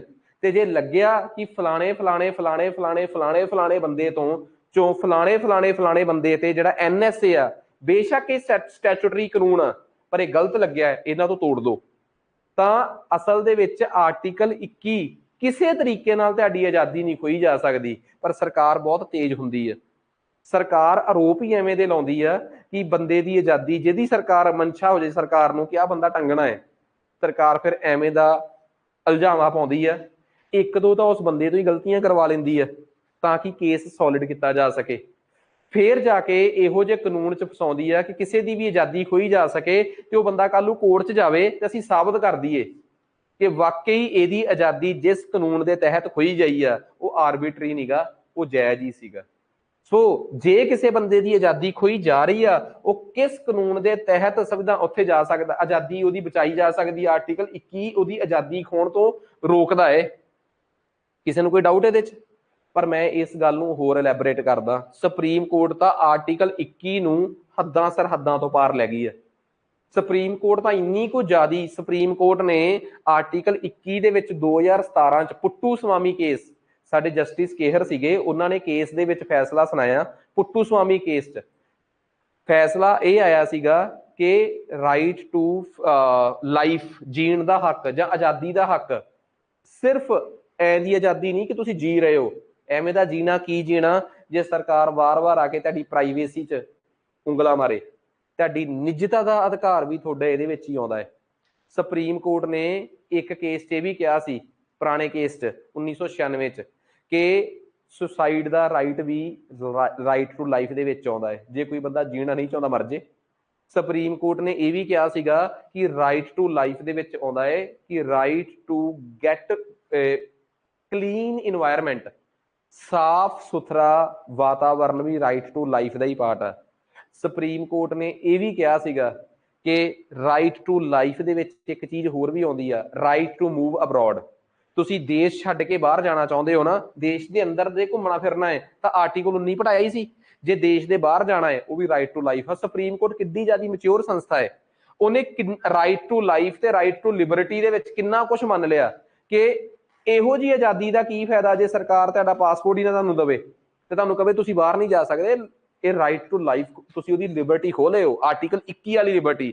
ਸੋ ਸੁਪਰੀਮ ਕੋਰਟ ਦੀ ਤਾਂ ਆਰਟੀਕਲ 21 ਨੂੰ ਲੈ ਕੇ ਜਿਹੜੀ ਡੈਫੀਨੇਸ਼ਨ ਆ ਉਹ ਹੈ ਹੀ ਬਹੁਤ ਜ਼ਬਰਦਸਤ। ਸੁਪਰੀਮ ਕੋਰਟ ਨੇ ਤਾਂ ਇਸ ਕੇਸ ਦੇ ਵਿੱਚ right to privacy, Puttaswamy case ਚ right to food, right to education, right to get asylum, right to get good health, free legal aid, travel abroad, ਤੁਹਾਡਾ ਫ੍ਰੀ ਟਰਾਇਲ, ਤੁਹਾਡਾ ਜਿਹੜਾ ਟਰਾਇਲ ਆ ਜੇ ਤੁਸੀਂ ਮੁਜਰਮ ਸਾਬਤ ਹੋ ਰਹੇ ਹੋ ਤਾਂ ਤੁਹਾਡਾ ਟਰਾਇਲ ਵੀ ਫ੍ਰੀ ਹੋਣਾ ਚਾਹੀਦਾ ਹੈ। ਕਿਸੇ right to get information, right to get education, ਇਹ ਸਭ ਆਰਟੀਕਲ 21 ਦੇ ਤਹਿਤ ਆਉਂਦਾ ਹੈ। ਤੇ ਜਦੋਂ ਸਰਕਾਰ ਨੂੰ ਪਤਾ ਲੱਗਿਆ ਕਿ ਸਰਕਾਰ ਕੋਰਟ ਬੜੇ ਸਾਰੇ ਰਾਈਟਸ ਜਿਹੜੇ ਆ ਉਹ 21 ਦੇ ਤਹਿਤ ਲੈ ਰਹੀ ਆ, ਤਾਂ ਫੇਰ ਭਾਰਤ ਸਰਕਾਰ ਵੀ ਜਾਗੀ ਤੇ 2001 ਦੇ ਵਿੱਚ ਆਰਟੀਕਲ 21 ਦੇ ਥੱਲੇ ਇੱਕ ਨਵਾਂ ਆਰਟੀਕਲ ਐਡ ਕੀਤਾ, ਆਰਟੀਕਲ 21A, ਤੇ ਇਸ ਆਰਟੀਕਲ ਦੇ ਵਿੱਚ ਰੱਖਿਆ ਰਾਈਟ ਟੂ ਐਜੂਕੇਸ਼ਨ। ਕਿਉਂਕਿ ਸੁਪਰੀਮ ਕੋਰਟ ਉਸ ਤੋਂ ਪਹਿਲਾਂ ਹੀ 97 ਜਾਂ 99 ਜਾਂ 93 ਦੇ ਵਿੱਚ ਕਹਿ ਚੁੱਕੀ ਆ ਕਿ right to education is part of right to life and personal Liberty.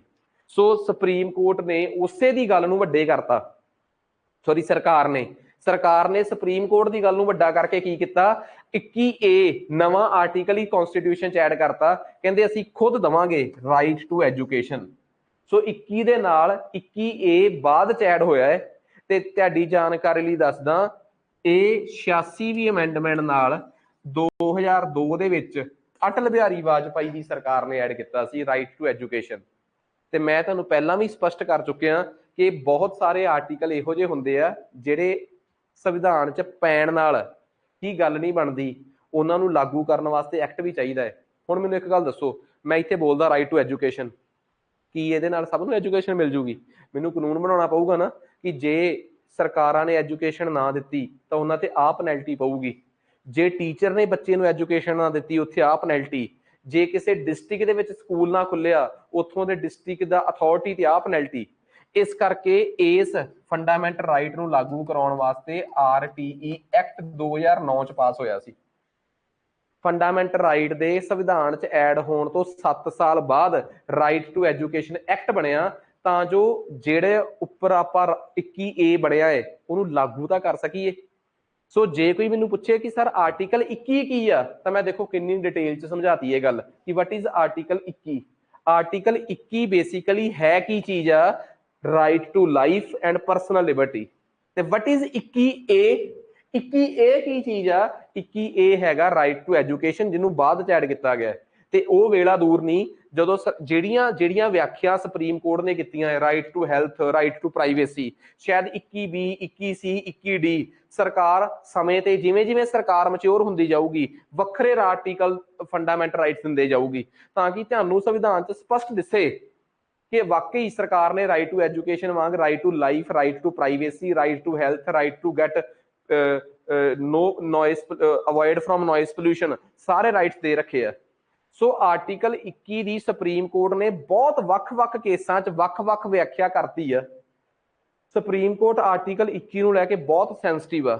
ਮੈਂ ਤਾਂ 21 ਦੇ ਨਾਲ 21A ਵੀ ਪੜਾਤਾ ਕਿ ਕਿਹੜੇ ਕੇਸ ਦੇ ਵਿੱਚ ਜਾਂ ਕੀ ਹੋਇਆ ਸੀਗਾ ਜਿਹਦੇ 'ਚ ਆਪਾਂ ਨੂੰ ਸੁਪਰੀਮ ਕੋਰਟ ਨੇ, ਆ ਦੇਖੋ ਸੁਪਰੀਮ ਕੋਰਟ ਨੇ ਬੇਸਿਕ ਐਜੂਕੇਸ਼ਨ ਦਾ ਮੁੱਦਾ ਜਿਹੜਾ ਸੀ, ਸੁਪਰੀਮ ਕੋਰਟ ਨੇ ਤਾਂ 1993 ਚ ਹੀ ਕਹਿਤਾ ਸੀਗਾ ਕਿ ਸਾਨੂੰ ਰਾਈਟ ਟੂ ਐਜੂਕੇਸ਼ਨ ਨੂੰ ਫੰਡਾਮੈਂਟਲ ਰਾਈਟ 21 ਦੇ ਵਿੱਚ ਲਿਖਣਾ ਚਾਹੀਦਾ ਹੈ। ਉਹ ਤਾਂ ਵਸਦੀ ਰਵੇ ਸਾਡੀ ਸਰਕਾਰ, ਜਿਨ੍ਹਾਂ ਨੇ 2002 ਦੇ ਵਿੱਚ 86ਵੀਂ ਅਮੈਂਡਮੈਂਟ ਕਰਕੇ 21A ਨਾਮ ਦਾ ਨਵਾਂ ਫੰਡਾਮੈਂਟਲ ਰਾਈਟ ਜੋੜਿਆ ਤੇ ਰਾਈਟ ਟੂ ਐਜੂਕੇਸ਼ਨ ਜਿਹੜਾ ਸੀ ਉਹਦੇ ਚ ਐਡ ਕਰ ਲਿਆ। ਆ ਦੱਸੋ ਕਹਾਣੀ ਕਲੀਅਰ ਹੋ ਗਈ। ਨੈਕਸਟ ਉਸ ਤੋਂ ਬਾਅਦ ਇਸ ਤੋਂ ਅੱਗੇ ਚੱਲਦੇ ਆ, ਇੱਕ ਸਟੈਪ ਅੱਗੇ ਚੱਲ ਕੇ ਆ ਗਿਆ protection against arrest and detention, article 22। ਹੁਣ ਤੁਸੀਂ ਇੱਕ ਗੱਲ ਦੇਖੋ, ਕੋਈ ਦੱਸ ਸਕਦਾ 19 ਆਰਟੀਕਲ ਚ ਫਰੀडम ਦੀ ਗੱਲ ਹੋਈ ਆ? ਬਿਲਕੁਲ 6 ਪ੍ਰਕਾਰ ਦੀ ਫਰੀडम ਆਮ ਲੋਕਾਂ ਵਾਸਤੇ। ਆਰਟੀਕਲ 20 ਚ ਕੀ ਫਰੀडम ਦੀ ਗੱਲ ਹੋਈ ਆ? ਬਿਲਕੁਲ ਆਰਟੀਕਲ 20 ਚ ਫਰੀडम ਦੀ ਗੱਲ ਹੋਈ ਆ ਜਿਹੜਾ ਬੰਦਾ ਕ੍ਰਿਮੀਨਲ ਸਾਬਤ ਹੋ ਚੁੱਕਿਆ ਹੈ ਉਹਦੇ ਵਾਸਤੇ। ਆਰਟੀਕਲ 21 ਚ ਕੀ ਕੋਈ ਫਰੀडम ਦੀ ਫੀਲਿੰਗ ਆ ਰਹੀ ਆ? ਯਾਰ ਜਿਹੜੇ ਬੰਦੇ ਨੂੰ ਜ਼ਿੰਦਗੀ ਦਾ ਹੱਕ ਹੀ ਦੇਤਾ ਹੈ, ਜ਼ਿੰਦਗੀ ਤੋਂ ਵੱਡੀ ਫਰੀडम ਕੀ ਆ? Personal Liberty. ਹੁਣ ਗੱਲ ਕਰਦੇ ਆ ਆਰਟੀਕਲ 22 ਦੇ ਤਹਿਤ ਫਰੀडम ਦੇ ਸਿਰਫ ਆ 4 ਹੀ ਆਰਟੀਕਲ ਨੇ। ਇਸ ਤੋਂ ਪਹਿਲਾਂ 14 ਤੋਂ ਲੈ ਕੇ 18 ਤੱਕ ਕਿਹਦੇ ਸੀਗੇ? ਇਕੁਐਲਿਟੀ ਦੇ, ਤੇ 19 ਤੋਂ ਲੈ ਕੇ 22 ਤੱਕ ਕਿਹਦੇ ਆ? ਫਰੀडम ਦੇ। ਹੁਣ ਗੱਲ ਫਰੀडम ਦਾ ਲਾਸਟ ਆਰਟੀਕਲ ਕਰਦੇ ਆ। ਇਹ ਫਰੀडम ਉਹਨਾਂ ਨੂੰ ਆ ਜਿਹੜੇ ਦੋਸ਼ੀ ਸਾਬਤ ਨਹੀਂ ਹੋਏ। ਗੌਰ ਕਰਿਓ, ਇਹ ਉਹਨਾਂ ਲੋਕਾਂ ਦੀ ਫਰੀडम ਦੀ ਗੱਲ ਆ ਜਿਹੜੇ ਦੋਸ਼ੀ ਸਾਬਤ ਨਹੀਂ ਹੋਏ, ਬਟ ਪਲੀਜ਼ ਗੌਰ ਕਰਿਓ, ਉਹ ਦੋਸ਼ੀ ਤਾਂ ਨਹੀਂ ਸਾਬਤ ਹੋਏ, ਬਟ ਉਹਨਾਂ ਨੂੰ ਪੁਲਿਸ ਅਰੈਸਟ ਕਰਨ ਆ ਗਈ। ਉਹਨਾਂ ਨੂੰ ਪੁਲਿਸ ਅਰੈਸਟ ਕਰਨ ਆ ਗਈ ਹੈ। ਜਦੋਂ ਪੁਲਿਸ ਕਿਸੇ ਨੂੰ ਅਰੈਸਟ ਕਰਨ ਆਵੇ ਉਸ ਟਾਈਮ ਇੱਕ ਬੰਦੇ ਦੇ ਕੀ ਅਧਿਕਾਰ ਨੇ? ਇਹ ਹੁੰਦਾ ਹੈ ਆਰਟੀਕਲ 22। ਜਦੋਂ ਕਿਸੇ ਬੰਦੇ ਨੂੰ ਪੁਲਿਸ ਅਰੈਸਟ ਕਰਨ ਆਉਂਦੀ ਆ ਉਸ ਵੇਲੇ ਉਸ ਸ਼ਖਸ ਦੇ ਜੋ ਅਧਿਕਾਰ ਨੇ ਉਹ 22 ਆਰਟੀਕਲ ਦੇ ਤਹਿਤ ਆਉਂਦੇ ਆ। ਤੇ ਗੌਰ ਕਰਿਓ, ਪਹਿਲਾਂ ਤਾਂ ਮੈਂ ਤੁਹਾਨੂੰ ਇਹ ਦੱਸਦਾ ਕਿ 2 ਪ੍ਰਕਾਰ ਦੀ ਹੀ ਉਹ ਹੁੰਦੀ ਆ ਨਜ਼ਰਬੰਦੀ, ਅਰੈਸਟ। 2 ਪ੍ਰਕਾਰ ਦੀ ਡਿਟੈਂਸ਼ਨ ਹੁੰਦੀ ਆ, ਇੱਕ ਸ਼ੱਕ ਦੇ ਆਧਾਰ ਤੇ, ਇੱਕ ਕ੍ਰਾਈਮ ਕਨਵਿਕਟ ਕਰਨ ਤੋਂ ਬਾਅਦ। ਜਦੋਂ ਕਿਸੇ ਬੰਦੇ ਨੂੰ ਸਿਰਫ ਸ਼ੱਕ ਦੇ ਆਧਾਰ ਤੇ ਪੜਿਆ ਜਾਂਦਾ ਹੈ ਤਾਂ ਕਿ ਇਹ ਕ੍ਰਾਈਮ ਨਾ ਕਰਦੇ, ਉਹਨੂੰ ਤਾਂ ਕਹਿੰਦੇ ਆ ਪ੍ਰੀਵੈਂਸ਼ਨ। ਤੇ ਜਦੋਂ ਇੱਕ ਬੰਦੇ ਨੂੰ ਇਸ ਕਰਕੇ ਫੜ ਲਿਆ ਜਾਂਦਾ ਕਿ ਇਹਨੇ ਕ੍ਰਾਈਮ ਕੀਤਾ, ਹੁਣ ਇਹਨੂੰ ਸਜ਼ਾ ਮਿਲੂਗੀ, ਉਹਨੂੰ ਕਹਿੰਦੇ ਆ ਸਜ਼ਾ, ਪਨਿਸ਼ਮੈਂਟ। ਠੀਕ ਆ। ਹੁਣ ਜਿਹੜੀ ਅਰੈਸਟ ਇਸ ਕੇਸ 'ਚ ਹੁੰਦੀ ਆ ਪ੍ਰੀਵੈਂਸ਼ਨ ਦੇ ਕੇਸ ਦੇ ਵਿੱਚ, ਉਸ ਪ੍ਰਕਾਰ ਦੀ ਅਰੈਸਟ ਨੂੰ ਕਹਿੰਦੇ ਆ ਪ੍ਰੀਵੈਂਟਿਵ ਡਿਟੈਂਸ਼ਨ, ਕਿ ਕਿਸੇ ਬੰਦੇ ਨੂੰ ਰੋਕਣ ਦੀ ਮਨਸ਼ਾ ਦੇ ਨਾਲ ਅਰੈਸਟ ਕਰਨਾ। ਇੱਕ ਹੁੰਦੀ ਆ ਪੁਨਿਟਿਵ ਡਿਟੈਂਸ਼ਨ, ਕਿਸੇ ਬੰਦੇ ਨੂੰ ਸਜ਼ਾ ਦੇਣ ਦੀ ਮਕਸਦ ਨਾਲ ਅਰੈਸਟ ਕਰਨਾ। ਹੁਣ 2 ਪ੍ਰਕਾਰ ਦੀ ਡਿਟੈਂਸ਼ਨ ਆ। ਹੁਣ ਸਪੋਜ਼ ਕਰੋ ਭਾਰਤ ਦੇ ਵਿੱਚ ਦੋਵਾਂ ਨਾਲ ਡੀਲ ਕਰਨ ਵਾਲੇ ਵੱਖਰੇ ਵੱਖਰੇ ਕਾਨੂੰਨ ਆ। ਭਾਰਤ ਦੇ ਵਿੱਚ NSA ਲਾਇਆ ਜਾਂਦਾ ਹੈ, ਨੈਸ਼ਨਲ ਸਿਕਿਉਰਿਟੀ ਐਕਟ। ਕਹਿੰਦੇ ਜੀ ਸਾਨੂੰ ਪਤਾ ਹੈ ਕਿ ਆਹ ਬੰਦੇ ਜਿਹੜੇ ਆ ਇਹ ਦੇਸ਼ ਲਈ ਖਤਰਾ ਨੇ, ਇਹ ਦੇਸ਼ 'ਚ ਬਹੁਤ ਵੱਡਾ ਕ੍ਰਾਈਮ ਕਰ ਸਕਦੇ ਆ, ਇਸ ਕਰਕੇ ਇਹਨਾਂ ਨੂੰ ਇੱਕ ਪ੍ਰੀਵੈਂਟਿਵ ਡਿਟੈਂਸ਼ਨ 'ਚ ਰੱਖਿਆ ਜਾਵੇ। ਪ੍ਰੀਵੈਂਟਿਵ ਡਿਟੈਂਸ਼ਨ ਦਾ ਮਤਲਬ ਆ ਕਿ ਸ਼ੱਕ ਦੇ ਆਧਾਰ ਤੇ ਅਸੀਂ ਇਹਨਾਂ ਨੂੰ ਅਰੈਸਟ ਕਰ ਲਿਆ ਤੇ ਇਸ ਤੋਂ ਬਾਅਦ ਇਹਨਾਂ ਤੇ ਮੁਕੱਦਮਾ ਚੱਲੂਗਾ, ਉਹਨੂੰ ਕਹਿੰਦੇ ਆ ਪ੍ਰੀਵੈਂਟਿਵ ਡਿਟੈਂਸ਼ਨ। ਤੇ ਭਾਰਤ ਦੇ ਵਿੱਚ ਸੰਸਦ ਤੇ ਜਿਹੜੀਆਂ ਵਿਧਾਨ ਸਭਾਵਾਂ ਨੇ ਸਟੇਟ ਦੀਆਂ, ਉਹਨਾਂ ਕੋਲ ਪੂਰੇ ਅਖਤਿਆਰ ਨੇ ਕਿ ਉਹ ਕਿਸੇ ਵੀ ਬੰਦੇ ਕਾਨੂੰਨ ਨੂੰ ਇਸ ਤਰੀਕੇ ਨਾਲ ਬਣਾ ਸਕਦੀਆਂ ਹੈ ਜਿਹੜੇ ਕਿ ਪ੍ਰੀਵੈਂਟਿਵ ਡਿਟੈਂਸ਼ਨ ਨਾਲ ਸੰਬੰਧਿਤ ਹੋਣ, ਸ਼ੱਕ ਦੇ ਆਧਾਰ ਤੇ ਲੋਕਾਂ ਨੂੰ ਚੱਕਣਾ ਹੋਵੇ। ਇੱਕ ਹੁੰਦੇ ਆ ਪੁਨਿਟਿਵ ਡਿਟੈਂਸ਼ਨ, ਕਿਸੇ ਬੰਦੇ ਨੇ ਕ੍ਰਾਈਮ ਕਰ ਹੀ ਲਿਆ ਉਸ ਤੋਂ ਬਾਅਦ ਕਿਸੇ ਨੂੰ ਚੱਕਣਾ, ਸਜ਼ਾ ਦੇ ਮਕਸਦ ਨਾਲ ਕਿਸੇ ਨੂੰ ਚੱਕਣਾ। ਇਸ ਪ੍ਰਕਾਰ ਦੀ ਸਜ਼ਾ ਜਾਂ ਇਸ ਪ੍ਰਕਾਰ ਦੀ ਨਜ਼ਰਬੰਦੀ ਜਾਂ ਡਿਟੈਂਸ਼ਨ ਨੂੰ ਕਿਹਾ ਜਾਂਦਾ ਹੈ ਪੁਨਿਟਿਵ ਡਿਟੈਂਸ਼ਨ। ਦੋਸ਼ਾਂ ਦੇ ਮਕਸਦ ਨਾਲ ਕੀਤੀ ਗਈ ਨਜ਼ਰਬੰਦੀ। शक के आधार पर की गई नजरबंदी नूं कहंदे आ प्रिवेंटिव डिटेंशन। आ गल दसो, गल क्लीयर होगी? शक आधारित नजरबंदी ते सजा लई की गई नजरबंदी। शक आधारित प्रिवेंटिव डिटेंशन ते किसी नूं अरैसट किया गया सजा देने वास्ते यह हुंदी आ पुनिटिव डिटेंशन। ये दोवां केसां दे विच तुहाडे राइट्स ने। हुण की आ, जे कोई मैनूं कहे कि सर प्रिवेंटिव डिटेंशन, प्रिवेंटिव शक के आधार पर जो तुहानूं अरैसट किया गया है, तो शक के आधार पर जो तुसीं अरैसट हुंदे हो उहदे केस च तुहाडे कोल की राइट्स ने, आपां उहदे ते 2 मिनट गल करदे हां। इहदे केस च सब तो वड्डा राइट यह आ कि जदों तुहानूं पुलिस अरैसट करके लै गई शक के आधार पर, कोई भी एक्ट होवे, तुहानूं सब तो पहलां शक के आधार पर अरैसट कर लिया तो सिर्फ वध तो वध 3 महीने वास्ते तुहानूं अरैसट किया जा सकता है। ठीक है, 44वीं अमेंडमेंट नाल यह अवधि नूं 3 महीने तो घटा के 2 महीने करता सी। अमेंडमेंट भी हो गई, सब कुछ हो गया, बस इसकी नोटिफिकेशन नहीं जारी हो सकी। ते अज तक ये फिर ये टाइम हजे भी 3 महीने ही है। अमेंडमेंट होने तो बाद भी गजट च नहीं आया। जदों तक कोई चीज़ अखबारां च या गजट च नहीं आती, बेशक अमेंडमेंट हो चुकी है पर वो लागू नहीं हुई हजे तक। सो उदों की अज तक उवें ही लमक रही है।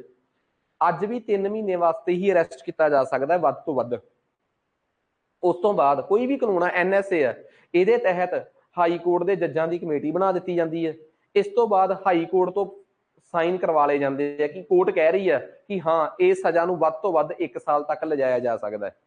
फिर उस तो बाद तुहानूं वो बंदे छड्डने पैणगे, अदरवाइज उन्हां ते साबित करना पऊगा कि वो वाकई किसी ना किसी क्राइम च इनवॉल्व सी।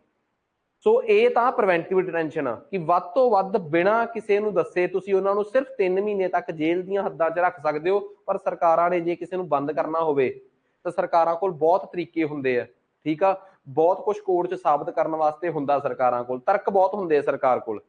सो प्रिवेंटिव सरकार कोर्ट भी जिहड़ी आ ਉਹ NSA ਦੇ ਮੁਕੱਦਮਿਆਂ ਦੇ ਵਿੱਚ ਸਰਕਾਰ ਦਾ ਪੱਖ ਲੈਂਦੀ ਹੈ, ਕਿਉਂਕਿ ਕੋਰਟ ਨੂੰ ਇਹ ਡਰ ਹੁੰਦਾ ਕਿ ਜੇ ਕਿਸੇ ਬੰਦੇ ਨੂੰ NSA ਦੇ ਕੇਸ 'ਚ ਛੱਡਤਾ ਤੇ ਉਹਨੇ ਬਾਹਰ ਜਾ ਕੇ ਕੁਝ ਗੜਬੜ ਕਰਤੀ, ਠੀਕ ਆ, ਗੱਲ ਸਾਰੀ ਸਾਡੇ ਤੇ ਆਉਣੀ ਆ।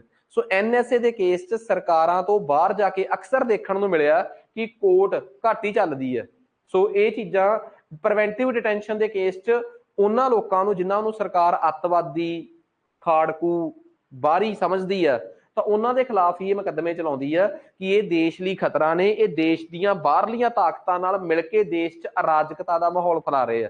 ਇਨਡਾਇਰੈਕਟਲੀ ਸਰਕਾਰ ਉਹਨਾਂ ਲੋਕਾਂ ਨੂੰ ਟਾਰਗੇਟ ਕਰਦੀ ਆ ਜਿਹੜੇ ਤਾਂ ਦੇਖੋ ਰਾਜਨੀਤਿਕ ਤੌਰ ਤੇ ਸਰਕਾਰਾਂ ਦੇ ਦੁਸ਼ਮਣ ਨੇ। ਸਰਕਾਰ ਉਹਨਾਂ ਨੂੰ ਰਾਜਨੀਤਿਕ ਤਰੀਕੇ ਨਾਲ ਹੀ ਨਜਿੱਠਦੀ ਆ। ਜਿਹੜੇ ਸਰਕਾਰ ਦੇ ਦੁਸ਼ਮਣ ਨੇ ਪਰ ਉਹ ਹਥਿਆਰਾਂ ਨਾਲ ਸਰਕਾਰਾਂ ਨੂੰ ਅੱਖਾਂ ਦਿਖਾਉਂਦੇ ਆ, ਸਰਕਾਰ ਉਹਨਾਂ ਨੂੰ ਫਿਰ NSA ਟਾਈਪ ਦੇ ਤਰੀਕਿਆਂ ਨਾਲ ਨਜਿੱਠਦੀ ਆ। ਰਾਜਨੀਤਿਕ ਵਿਰੋਧੀਆਂ ਨੂੰ ਸਰਕਾਰ ਸਿੱਧੇ ਤੌਰ ਤੇ ਅਰੈਸਟ ਨਹੀਂ ਕਰਦੀ ਜਾਂ ਉਹਨਾਂ ਤੇ NSA ਨਹੀਂ ਲਾਉਂਦੀ। ਜਿਹੜੀ ਸਰਕਾਰ ਰਾਜਨੀਤਿਕ ਵਿਰੋਧੀਆਂ ਤੇ ਵੀ NSA ਲਾਊਗੀ ਫਿਰ ਉਹ ਸਰਕਾਰ ਬਾਲੀ ਲੰਮੀ ਨਹੀਂ ਚੱਲਦੀ। ਜਿਹੜੇ ਜਿਸ ਪ੍ਰਕਾਰ ਜੇ ਕੋਈ ਪੋਲੀਟੀਕਲ ਵਿਰੋਧੀ ਆ ਉਹਨੂੰ ਪੋਲੀਟੀਕਲੀ ਖਤਮ ਕਰ ਦੋ, ਰਾਜਨੀਤਿਕ ਵਿਰੋਧੀ ਆ। ਜੇ ਕੋਈ ਤੁਹਾਡੇ ਖਿਲਾਫ ਸਰਕਾਰਾਂ ਦੇ ਖਿਲਾਫ ਹਥਿਆਰ ਚੱਕ ਰਿਹਾ ਹੈ ਜਾਂ ਹਥਿਆਰ ਚੁਕਾਉਣ ਲਈ ਉਕਸਾ ਰਿਹਾ ਹੈ, ਇਹੋ ਜਿਹੇ ਲੋਕਾਂ ਨੂੰ ਸਰਕਾਰਾਂ ਜ਼ਰੂਰ ਬਹਾਨਾ ਲੱਭ ਲੈਂਦੀਆਂ ਕਿ NSA ਲਾਓ, ਵਿਦੇਸ਼ੀ ਲੋਕਾਂ ਨਾਲ ਇਹਨਾਂ ਦੇ ਸੰਬੰਧ ਸਾਬਤ ਕਰੋ, ਦੁਸ਼ਮਣ ਦੇਸ਼ਾਂ ਤੋਂ ਹਥਿਆਰ ਆਏ ਆ ਇਹ ਸਾਬਤ ਕਰ ਦੋ, ਲਾ ਕੇ NSA ਤਾੜ ਦੋ ਅੰਦਰ। ਜੱਜਾਂ ਕੋਲ ਸਾਬਤ ਕਰਨਾ ਸੌਖਾ ਹੀ ਪਿਆ, ਠੀਕ ਆ, ਕਿਉਂਕਿ ਕੁਛ ਕੁ ਗਲਤੀਆਂ ਉਹ ਬੰਦਿਆਂ ਨੇ ਆਪ ਵੀ ਕਰੀਆਂ ਹੁੰਦੀਆਂ, ਆਪ ਵੀ ਹਥਿਆਰਾਂ ਦੀ ਨੁਮਾਇਸ਼ ਐਵੇਂ ਦੀ ਕੀਤੀ ਹੁੰਦੀ ਹੈ 1-2 ਵਾਰ, ਜਿਹਦੇ ਕਰਕੇ ਉਹਨਾਂ ਦੇ ਖਿਲਾਫ ਗਲਤ ਸਬੂਤ ਇਕੱਠੇ ਕਰਨੇ ਸਰਕਾਰਾਂ ਲਈ ਈਜ਼ੀ ਹੋ ਜਾਂਦੇ ਆ। ਠੀਕ ਆ, ਸੋ ਖੈਰ ਕਹਾਣੀ ਸਮਝ ਆ ਗਈ। ਗੱਲ ਕਰਦੇ ਆ ਪੁਨਿਟਿਵ ਡਿਟੈਂਸ਼ਨ ਦੀ, ਮਤਲਬ ਕਿ ਦੋਸ਼ ਤੋਂ ਬਾਅਦ ਕਿਸੇ ਨੂੰ ਅਰੈਸਟ ਕਰਨਾ। ਇਸ ਕੇਸ ਦੇ ਵਿੱਚ ਪੁਲਿਸ ਜਿਹੜੀ ਆ 24 ਘੰਟੇ ਦੇ ਅੰਦਰ ਅੰਦਰ ਤੁਹਾਨੂੰ ਕੋਰਟ 'ਚ ਪੇਸ਼ ਕਰੂਗੀ, ਜਦ ਕਿ ਪੁਲਿਸ ਜਿਹੜੀ ਆ ਉਹ ਕਈ ਵਾਰੀ ਅਰੈਸਟ ਹੀ ਨਹੀਂ ਪਾਉਂਦੀ। ਕਿਸੇ ਬੰਦੇ ਨੂੰ ਟੌਰਚਰ ਕਰਨਾ ਹੁੰਦਾ ਹੈ, ਉਸ ਕੇਸ 'ਚ ਅਰੈਸਟ ਪਾਈ ਨਹੀਂ ਜਾਂਦੀ।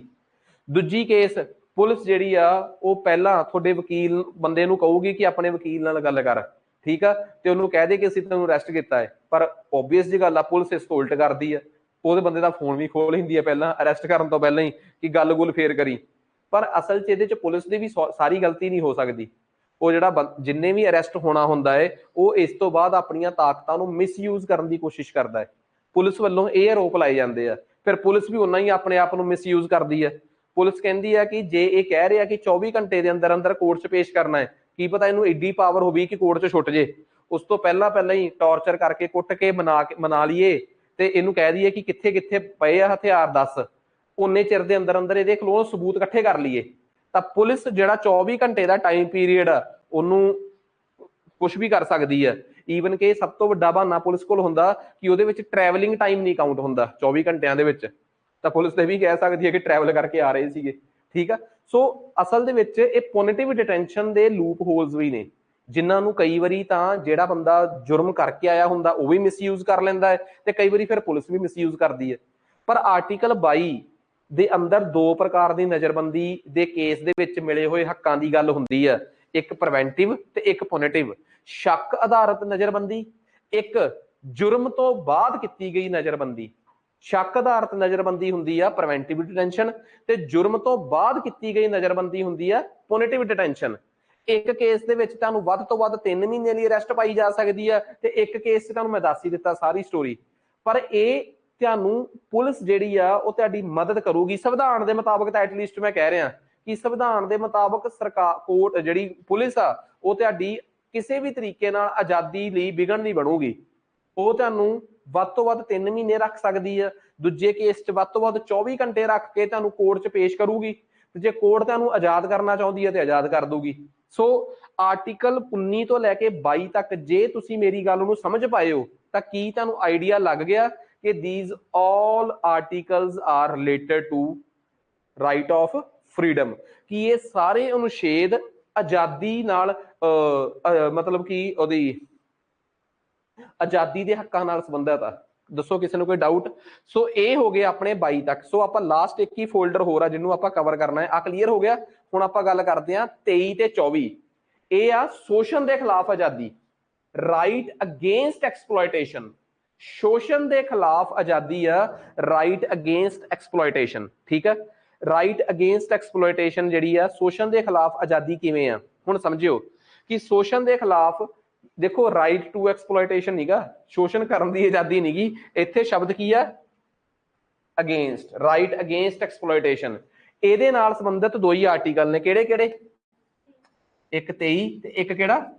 24। ਮਤਲਬ ਆ ਦੋਵੇਂ ਤੁਹਾਨੂੰ ਚੰਗੀ ਤਰ੍ਹਾਂ ਰਟੇ ਹੋਣੇ ਚਾਹੀਦੇ ਆ। ਰਾਈਟ ਅਗੇਂਸਟ ਐਕਸਪਲੋਇਟੇਸ਼ਨ ਦੇ ਕੇਸ 'ਚ ਦੋ ਪ੍ਰਕਾਰ ਦੇ ਰਾਈਟ ਨੇ, ਇੱਕ 23 ਤੇ ਇੱਕ ਕਿਹੜਾ? 24। ਸੋ ਆਜੋ ਆਪਾਂ ਇਹਦੀ ਡਿਟੇਲ 'ਚ ਗੱਲ ਕਰਦੇ ਹਾਂ। ਠੀਕ ਆ, ਰਾਈਟ ਅਗੇਂਸਟ ਐਕਸਪਲੋਇਟੇਸ਼ਨ ਕਹਿੰਦਾ ਕੀ ਆ? ਸਿਰਫ ਗੌਰ ਕਰਨ ਵਾਲੀ ਗੱਲ ਆ ਤੇ ਆਰਾਮ ਨਾਲ ਸਮਝਣ ਦੀ ਕੋਸ਼ਿਸ਼ ਕਰਿਓ, ਤੁਹਾਨੂੰ ਆਪੇ ਕਲੀਅਰ ਹੋ ਜਾਊਗਾ।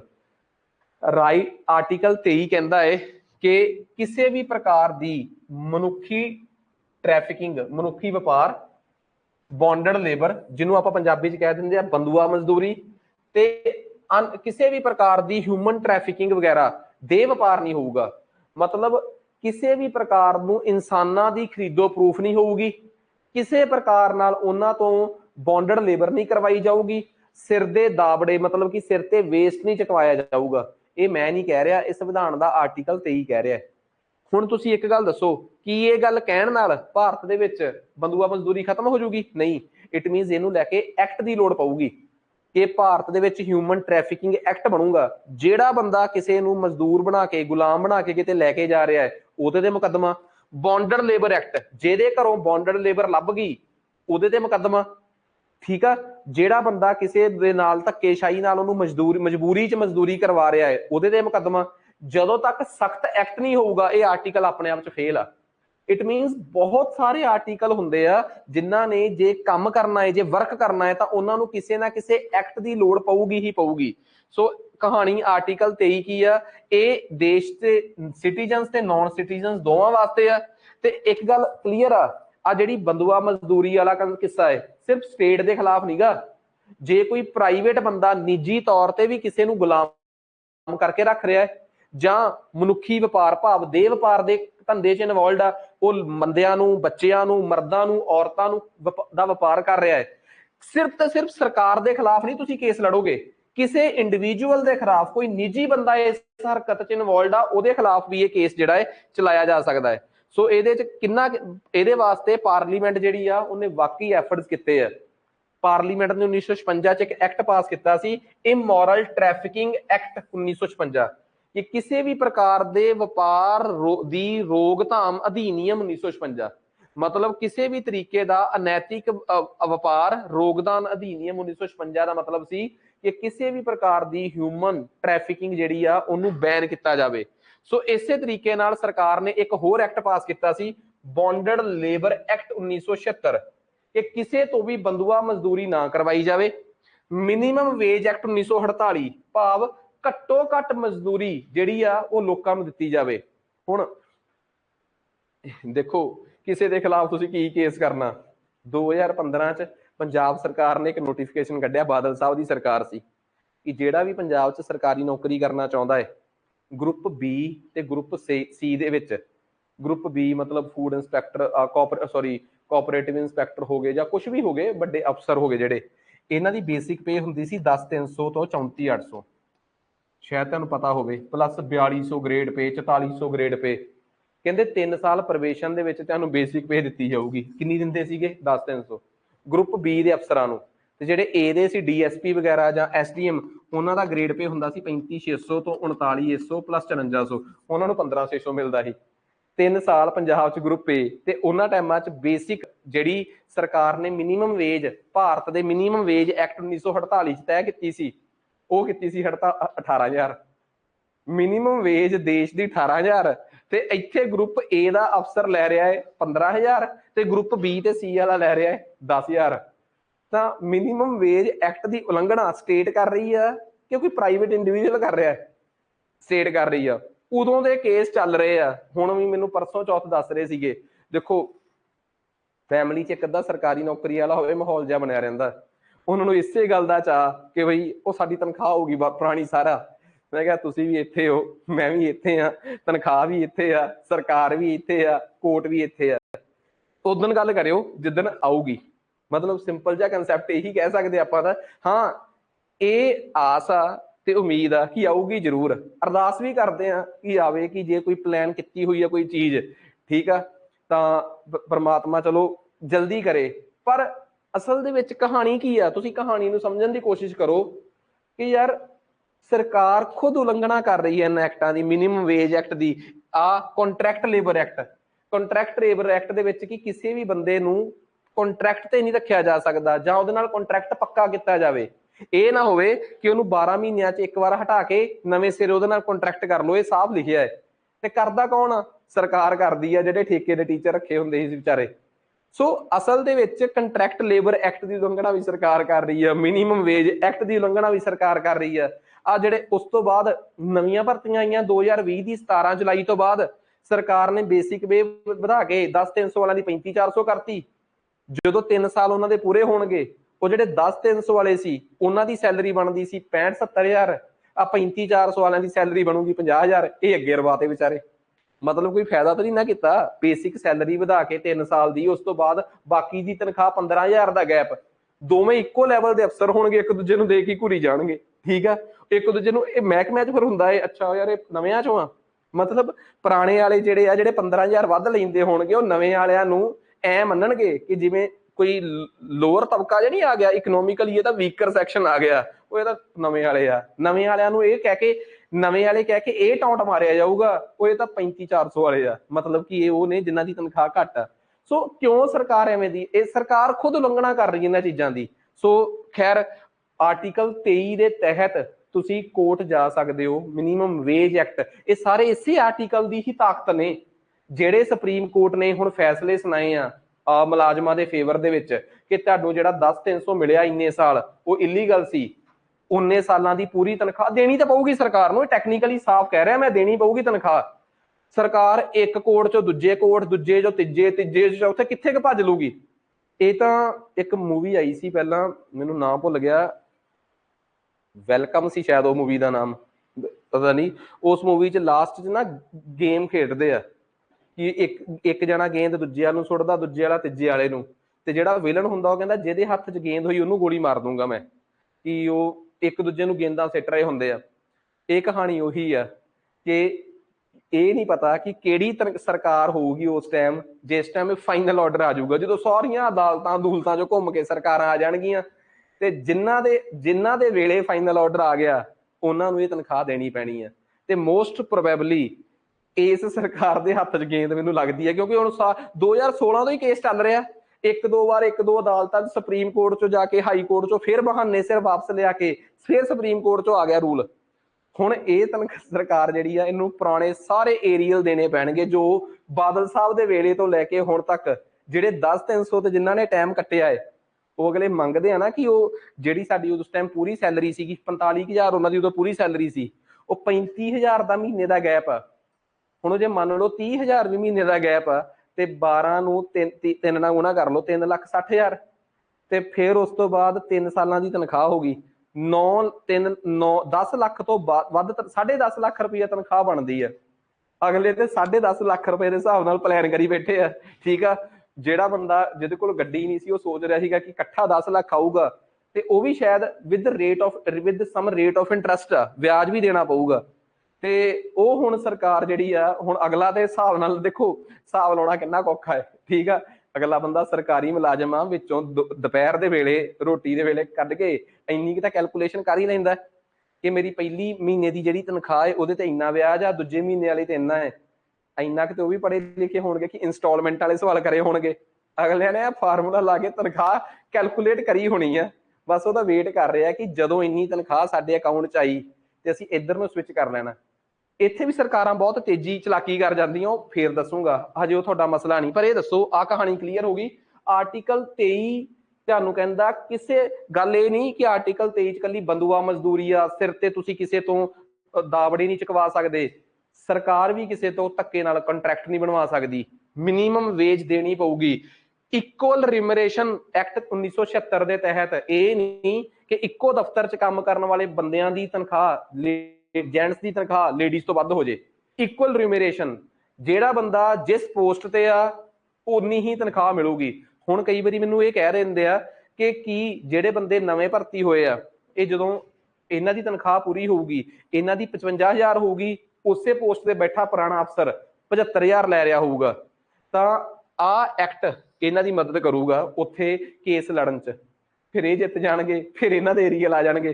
ਸੋ ਅਸਲ ਦੇ ਵਿੱਚ ਸਰਕਾਰਾਂ ਵਾਸਤੇ ਸੌਖਾ ਨਹੀਂਗਾ, ਕਿਉਂਕਿ ਸੰਵਿਧਾਨ ਨੇ ਕਾਨੂੰਨ ਹੀ ਇਹੋ ਜਿਹੇ ਬਣਵਾ ਕੇ ਦੇਤੇ ਆ। ਸੰਸਦ ਨੇ ਪੁਰਾਣੇ ਸਮਿਆਂ 'ਚ ਇਹੋ ਜਿਹੇ ਕਾਨੂੰਨ ਬਣਾਤੇ ਆ, ਅੱਜ ਦੇ ਸਰਕਾਰ ਦੀਆਂ ਬੇੜੀਆਂ 'ਚ ਵੱਟੇ ਪਏ ਹੋਏ ਆ। ਸਰਕਾਰਾਂ ਨੂੰ ਵਾਰ-ਵਾਰ ਇਸੇ ਕਰਕੇ ਝੁਕਣਾ ਪੈਂਦਾ ਹੈ। ਆਰਟੀਕਲ 23 ਸਮਝ ਆ ਗਿਆ। ਹੁਣ ਮੈਂ ਤੁਹਾਨੂੰ ਗੱਲ ਕਲੀਅਰ ਕਰੂੰਗਾ ਆਰਟੀਕਲ 24 ਦੀ। ਆਰਟੀਕਲ 24 ਕੀ ਕਹਿੰਦਾ ਹੈ? ਆਰਟੀਕਲ 24 ਵੀ ਐਕਸਪਲੋਇਟੇਸ਼ਨ ਤੋਂ ਰੋਕਦਾ ਹੈ, ਪਰ ਆਰਟੀਕਲ 24 ਕੇਵਲ ਤੇ ਕੇਵਲ ਬੱਚਿਆਂ ਵਾਸਤੇ ਆ। Prohibition of employment of children, factories, mines, this or that.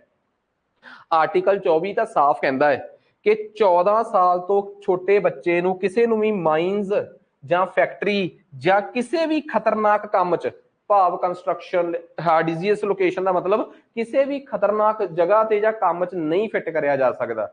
14 ਸਾਲ ਤੋਂ ਥੱਲੇ ਬੱਚੇ ਨੂੰ ਤਾਂ ਕਦੇ ਵੀ ਨਹੀਂ। ਹਾਂ, ਇਸ ਤੋਂ ਵੱਧ ਜੇ ਤੁਸੀਂ ਕੁਝ ਕਰਨਾ ਚਾਹੁੰਦੇ ਹੋ ਤਾਂ ਤੁਸੀਂ ਆਪ ਕਰੋ। ਤਾਂ ਸੰਸਦ ਨੇ ਕਿਹੜਾ ਕੀਤਾ? ਨਹੀਂ ਕੀਤਾ। ਸੰਸਦ ਨੇ ਐਕਟ ਪਾਸ ਕੀਤਾ, ਚਾਈਲਡ ਪ੍ਰੋਟੈਕਸ਼ਨ ਐਕਟ 1986। ਉਹਦੇ 'ਚ ਫੰਡਾਮੈਂਟਲ ਰਾਈਟਸ ਤੋਂ ਬਾਹਰ ਜਾ ਕੇ ਹੋਰ ਵੀ ਸਹੂਲਤਾਂ ਦਿੱਤੀਆਂ, ਪਰ ਉਸ ਫੰਡਾਮੈਂਟਲ ਰਾਈਟਸ ਕੁਝ ਕਮੀਆਂ ਸੀਗੀਆਂ ਉਸ ਐਕਟ 'ਚ। ਫਿਰ ਉਹਨੂੰ ਦੁਬਾਰਾ ਸੋਧਿਆ ਗਿਆ ਤੇ ਨਵਾਂ ਬਣਾਇਆ ਗਿਆ child protection amendment act 2016। Article 24 ਦੇ ਤਹਿਤ ਇੱਕ ਐਕਟ ਕੰਮ ਕਰਦਾ ਹੈ। ਉਸ ਐਕਟ ਦਾ ਬੇਸਿਕਲੀ ਨਾਮ ਕੀ ਆ? ਆ ਦੇਖੋ, ਵੈਸੇ ਤਾਂ employment of children act, factory act 'ਚ ਵੀ ਬੱਚਿਆਂ ਵਾਸਤੇ ਗੱਲ ਹੈਗੀ ਆ, ਮਾਈਨਸ ਐਕਟ 'ਚ ਵੀ ਬੱਚਿਆਂ ਲਈ ਹੱਕ ਹੈਗੇ ਔਰ ਰਾਈਟਸ ਹੈਗੇ ਆ, plantation act, this or that. ਇਸ ਤਰੀਕੇ ਦੇ ਕਈ ਐਕਟ ਸੀਗੇ, ਪਰ ਅਸਲ ਦੇ ਵਿੱਚ ਕੀ ਹੋਇਆ ਕਿ ਭਾਰਤ ਦੇ ਵਿੱਚ ਕੋਈ ਐਕਟ ਬੱਚਿਆਂ ਲਈ ਨਹੀਂ ਸੀ। ਫਿਰ ਸਰਕਾਰ ਨੇ ਸਪੈਸ਼ਲੀ 1986 ਚ ਬਣਾਇਆ ਚਾਈਲਡ ਪ੍ਰੋਟੈਕਸ਼ਨ ਐਕਟ 1986।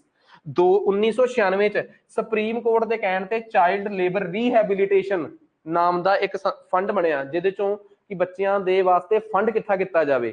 2016 ਚ ਸਰਕਾਰ ਫੇਰ ਮਾੜੀ ਮੋਟੀ ਅਵੇਅਰ ਹੋਈ ਤੇ ਸਰਕਾਰ ਨੇ 2016 ਚ ਜਾ ਕੇ ਬਕਾਇਦਾ ਇੱਕ ਐਕਟ ਪਾਸ ਕੀਤਾ ਬੱਚਿਆਂ ਵਾਸਤੇ। 86 ਵਾਲੇ ਐਕਟ ਚ ਜੋ ਕਮੀਆਂ ਸੀਗੀਆਂ ਉਹ ਦੂਰ ਕੀਤੀਆਂ ਤੇ ਫਾਈਨਲੀ 2016 ਦੇ ਵਿੱਚ ਉਸ ਐਕਟ ਨੂੰ ਰੱਖਿਆ ਗਿਆ ਚਾਈਲਡ ਐਂਡ ਪ੍ਰੋਟੈਕਸ਼ਨ ਐਕਟ 2016। ਇਹਦੇ ਚ ਕੀ ਸੀਗਾ, ਥੋੜਾ ਜਿਹਾ ਕਈ ਜਗ੍ਹਾ ਤੇ ਸਰਕਾਰ ਤੇ ਇਹ ਆਰੋਪ ਲੱਗੇ ਕਿ ਸਰਕਾਰ ਨੇ ਕੁਝ ਰਿਲੈਕਸੇਸ਼ਨਸ ਦੇਤੀਆਂ। ਕਿਵੇਂ? ਪਹਿਲਾਂ ਕੀ ਸੀਗਾ, ਹੁਣ ਸਮਝਣ ਦੀ ਕੋਸ਼ਿਸ਼ ਕਰਿਓ। ਦੇਖੋ, ਸਰਕਾਰ ਕੋਲ ਕਿਹੋ ਜਿਹੇ ਪ੍ਰੈਸ਼ਰ ਗਰੁੱਪ ਗਏ ਹੋਣਗੇ, ਕਈ ਮਾਪੇ ਇਹੋ ਜਿਹੇ ਗਏ ਹੋਣਗੇ ਕਿ ਜੀ ਕਈ ਇਹੋ ਜਿਹੇ ਕਾਨੂੰਨ ਆ ਜਿਹਦੇ ਤਹਿਤ ਬੱਚੇ ਆਪਣੇ ਮਾਪਿਆਂ ਨਾਲ ਵੀ ਕੰਮ ਨਹੀਂ ਕਰਾ ਸਕਦੇ। ਫਿਰ ਗਰੀਬ ਬੰਦੇ ਦਾ ਘਰ ਕਿਵੇਂ ਚੱਲੂਗਾ? ਕਈ ਜਗ੍ਹਾ ਤੇ ਕਾਨੂੰਨ ਇਹ ਸੀ ਕਿ ਬੱਚੇ ਜਿਹੜੇ ਆ, ਮੰਨਿਆ ਕਿ ਬੱਚਿਆਂ ਤੋਂ ਕੰਮ ਨਹੀਂ ਕਰਾਉਣਾ ਚਾਹੀਦਾ, ਪਰ ਕਈ ਘਰਾਂ ਦੀਆਂ ਮਜਬੂਰੀਆਂ ਇਹੋ ਜਿਹੀਆਂ ਹੈ ਕਿ ਉਹਦੇ ਤੋਂ ਬਾਅਦ ਮਤਲਬ ਕਿ ਸਕੂਲ ਤੋਂ ਬਾਅਦ ਇੱਕ ਬੱਚਾ ਜੇ ਆਪਣੇ ਕਿਸੇ ਰਿਸ਼ਤੇਦਾਰ ਨਾਲ ਢਾਬੇ ਤੇ ਲੱਗਿਆ ਹੋਇਆ ਹੈ ਤੇ ਤੁਹਾਡਾ ਕਾਨੂੰਨ ਤਾਂ ਉਹਨੂੰ ਵੀ ਇਲੀਗਲ ਕਹਿ ਦਿੰਦਾ, ਢਾਬੇ ਵਾਲੇ ਨੂੰ ਅਰੈਸਟ ਕਰ ਲੈਂਦਾ, ਕੋਈ ਬੱਚਿਆਂ ਨੂੰ ਰੱਖਦਾ ਨਹੀਂ। ਸਾਡੇ ਤਾਂ ਘਰਾਂ ਦੇ ਰੋਜ਼ਗਾਰ ਮਰ ਗਏ। ਸਰਕਾਰ ਨੇ ਸਿਰਫ ਬੱਚੇ ਨਹੀਂ ਦੇਖਣੇ, ਸਰਕਾਰ ਨੇ ਸਮਾਜ ਵੀ ਦੇਖਣਾ ਸੀਗਾ। ਸੋ ਮੋਦੀ ਸਰਕਾਰ ਨੇ ਉਸ ਵੇਲੇ ਫਿਰ ਐਕਟ ਪਾਸ ਕੀਤਾ।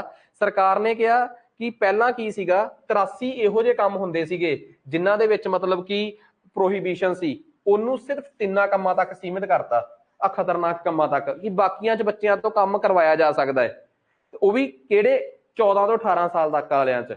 ਤੇ 14 ਤੋਂ 18 ਸਾਲ ਤੱਕ ਦੇ ਜਿਹੜੇ ਬੱਚੇ ਆ ਉਹ ਅਡਲਟਸੈਂਟ ਮੰਨੇ ਜਾਣਗੇ, ਠੀਕ ਆ।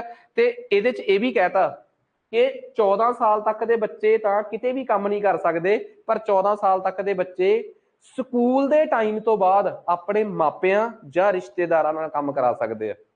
ਵਿਰੋਧੀਆਂ ਨੇ ਇਹ ਕਿਹਾ ਕਿ ਸਰਕਾਰ ਨੇ ਆਹ ਕਲੌਜ਼ ਤਾਂ ਗੜਬੜ ਕਰਤੀ, ਆਪਣੇ ਮਾਪਿਆਂ ਜਾਂ ਰਿਸ਼ਤੇਦਾਰਾਂ। ਹੁਣ ਰਿਸ਼ਤੇਦਾਰ ਕੌਣ ਹੁੰਦਾ ਹੈ? ਜੇ ਕੱਲ ਨੂੰ ਕੋਈ ਵੀ ਬੰਦਾ ਹੈ, ਉਹ ਐਫੀਡੇਵਿਟ, ਜਿਹੜੇ ਬੰਦੇ ਤੋਂ ਵੀ ਤੁਹਾਨੂੰ ਕੰਮ ਤੇ ਲਾਇਆ, ਉਹ ਪਹਿਲਾਂ ਤੁਹਾਡੇ ਤੋਂ ਐਫੀਡੇਵਿਟ ਲਊਗਾ ਕਿ ਆਹ ਫਲਾਣਾ ਸਾਡਾ ਰਿਸ਼ਤੇਦਾਰ ਆ। ਬਸ ਇਹਦਾ ਮਤਲਬ ਉਹ ਤੁਹਾਡੇ ਤੋਂ ਕੋਈ ਵੀ ਕੰਮ ਕਰਾ ਸਕਦਾ ਹੈ। ਸੋ ਸਰਕਾਰ ਤੇ ਇਹ ਵੀ ਆਰੋਪ ਆ ਕਿ ਸਰਕਾਰ ਜਿਹੜੀ ਆ, ਉਹਨਾਂ ਨੇ ਬੱਚਿਆਂ ਦੀ ਕੇਅਰ ਦੀ ਗੱਲ ਨਹੀਂ ਕੀਤੀ। ਪਰ ਸਰਕਾਰ ਦਾ ਆਪਣਾ ਪੱਖ ਵੀ ਆ ਕਿ ਗਰੀਬ ਲੋਕਾਂ ਦੇ ਹੱਕਾਂ ਨੂੰ ਧਿਆਨ 'ਚ ਰੱਖਦੇ ਹੋਏ, ਉਹਨਾਂ ਦੀਆਂ ਮਜਬੂਰੀਆਂ ਨੂੰ ਧਿਆਨ 'ਚ ਰੱਖਦੇ ਹੋਏ, ਜੇ ਅਸੀਂ ਇਹ ਕਾਨੂੰਨ ਪਾਸ ਨਹੀਂ ਕਰਦੇ ਤਾਂ ਜਿਹੜੇ ਢਾਬੇ ਵਾਲੇ ਆ ਇੱਥੇ, ਜਿਹੜੇ ਛੋਟੇ ਛੋਟੇ ਬੱਚੇ ਕੰਮ ਕਰਦੇ ਆ, ਫਿਰ ਨਹੀਂ ਕਰਨਗੇ। ਠੀਕ ਆ, ਜੋ ਕੰਮ ਨਹੀਂ ਕਰਨਗੇ ਫਿਰ ਕਿਹੜਾ ਪੜ੍ਹ ਲੈਣਗੇ।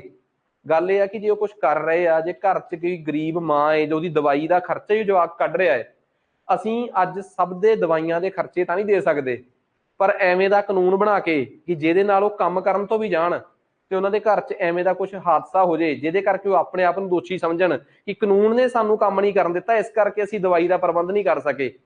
ਸੋ ਸਿਰਫ ਇੱਕੋ ਪੱਖ ਨਹੀਂ ਦੇਖਿਆ ਜਾ ਸਕਦਾ ਬੱਚਿਆਂ ਦੇ ਹੱਕਾਂ ਦਾ।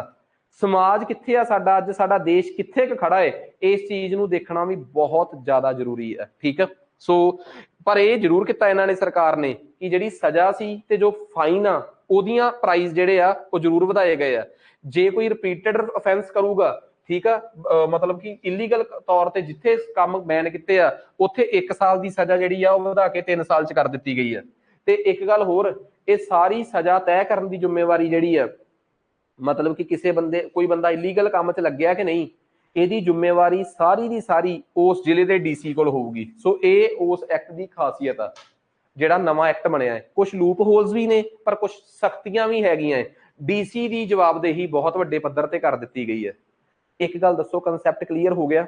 ਸਾਨੂੰ ਇਹ ਗੱਲ ਚੰਗੀ ਤਰ੍ਹਾਂ ਸਮਝ ਆ ਗਈ ਕਿ ਆਪਣੀ ਜਿਹੜੀ ਇਹ ਕਹਾਣੀ ਆ ਇਸ ਐਕਟ ਦੀ, ਉਹ ਕੀ ਹੈ, ਠੀਕ ਆ। ਆਪਾਂ ਜਦੋਂ ਫੰਡਾਮੈਂਟਲ ਰਾਈਟਸ ਪੜ੍ਹ ਰਹੇ ਸੀਗੇ ਤਾਂ ਆਪਾਂ ਸਭ ਤੋਂ ਪਹਿਲਾਂ ਇੱਕ ਲੈਕਚਰ ਲਾਇਆ। ਅਸੀਂ ਉਹਦੇ 'ਚ ਸਭ ਤੋਂ ਪਹਿਲਾਂ ਇਹ ਸਮਝਣ ਦੀ ਕੋਸ਼ਿਸ਼ ਕੀਤੀ। ਪਹਿਲਾਂ ਅਸੀਂ ਜਦੋਂ ਅਸੀਂ ਪੂਰੀ ਪੋਲਿਟੀ ਨੂੰ ਸ਼ੁਰੂ ਕੀਤਾ, ਸਵਿਕਸ ਨੂੰ ਸ਼ੁਰੂ ਕੀਤਾ ਬੇਸਿਕਲੀ ਸਟਾਰਟਿੰਗ ਤੋਂ, ਤਾਂ ਅਸੀਂ ਸਭ ਤੋਂ ਪਹਿਲਾ ਟੌਪਿਕ ਪੜ੍ਹਿਆ ਕਿ ਮੇਕਿੰਗ ਆਫ ਕਨਸਟੀਟਿਊਸ਼ਨ, ਸੰਵਿਧਾਨ ਬਣਿਆ ਕਿਵੇਂ ਆ। ਫਿਰ ਅਸੀਂ ਉਸ ਤੋਂ ਬਾਅਦ ਸੰਵਿਧਾਨ ਦਾ ਪਹਿਲਾ ਭਾਗ ਪੜ੍ਹਿਆ, ਪਰ ਉਸ ਤੋਂ ਬਾਅਦ ਅਸੀਂ ਦੁਬਾਰਾ ਪ੍ਰੈਂਬਲ ਪੜ੍ਹ ਹੀ ਲਿਆ। ਪ੍ਰੈਂਬਲ ਤੋਂ ਬਾਅਦ ਅਸੀਂ ਸਿਟੀਜ਼ਨਸ਼ਿਪ ਤੇ ਗਏ। ਸਿਟੀਜ਼ਨਸ਼ਿਪ ਤੋਂ ਬਾਅਦ ਸਾਡੇ 4 ਲੈਕਚਰ ਲੱਗਣੇ ਸੀ ਫੰਡਾਮੈਂਟਲ ਰਾਈਟਸ ਦੇ। ਉਹਦੇ ਚੋਂ ਇੱਕ ਲੈਕਚਰ 'ਚ ਅਸੀਂ ਪੜ੍ਹੇ ਆ 12 ਤੋਂ ਲੈ ਕੇ 14 ਤੱਕ ਆਰਟੀਕਲ। ਫਿਰ ਦੂਜਾ ਲੈਕਚਰ ਤੇ ਤੀਜਾ ਲੈਕਚਰ ਅਸੀਂ ਇਕੱਠਾ ਹੀ ਕਰਤਾ, ਮਤਲਬ 2 ਘੰਟੇ ਦਾ ਆਪਣਾ ਫੁੱਲ ਲੈਕਚਰ ਹੋ ਗਿਆ, ਜਿਹਦੇ 'ਚ ਅਸੀਂ 14 ਤੋਂ ਲੈ ਕੇ 24 ਤੱਕ ਆਰਟੀਕਲਸ ਨੂੰ ਥੋਰੋਲੀ ਸਟੱਡੀ ਕੀਤਾ। ਹੁਣ ਅਗਲਾ ਸਾਡਾ ਇੱਕ ਲੈਕਚਰ ਰਹਿ ਗਿਆ, ਸਿਰਫ ਇੱਕ, ਮਤਲਬ ਇੱਕ ਲੈਕਚਰ ਦਾ ਮਤਲਬ 1 ਘੰਟੇ ਦਾ ਲੈਕਚਰ ਰਹਿ ਗਿਆ, ਜਿਹਦੇ 'ਚ ਅਸੀਂ 25 ਤੋਂ ਲੈ ਕੇ 35 ਤੱਕ ਆਰਟੀਕਲਸ ਜਿਹੜੇ ਆ ਕਵਰ ਕਰਾਂਗੇ, ਕਿਉਂਕਿ ਇਹ ਛੋਟਾ ਹਿੱਸਾ ਹੈ। ਸੋ ਇਹਦੇ ਨਾਲ ਕੀ ਆ, ਤੁਹਾਡੀ ਪੋਲਿਟੀ ਜਿਹੜੀ ਆ ਉਹ ਥੋਰੋਲੀ ਕਵਰ ਹੋ ਰਹੀ ਹੈ, ਠੀਕ ਆ। ਆਪਾਂ ਦੀ ਕੋਸ਼ਿਸ਼ ਇਹ ਆ ਕਿ ਜਿਸ ਤਰੀਕੇ ਨਾਲ ਆਪਾਂ ਮਾਡਰਨ ਹਿਸਟਰੀ ਨੂੰ ਬੜੀ ਰੀਜਨਲ ਕੀਤਾ ਸੀ, ਉਵੇਂ ਹੀ ਆਪਾਂ ਆਪਣੀ ਪੋਲਿਟੀ ਜਿਹੜੀ ਆ ਉਹਨੂੰ ਡਿਟੇਲ 'ਚ ਕਵਰ ਕਰੀਏ, ਠੀਕ ਆ। ਉਮੀਦ ਕਰਦਾ ਕਿ ਤੁਹਾਨੂੰ ਅੱਜ ਦਾ ਲੈਕਚਰ ਜਿਹੜਾ ਹੈ ਸਮਝ ਆ ਗਿਆ ਹੋਊਗਾ। ਅੱਜ ਵਾਸਤੇ ਇੰਨਾ ਹੀ ਬਹੁਤ ਆ, ਮਿਲਦੇ ਆ।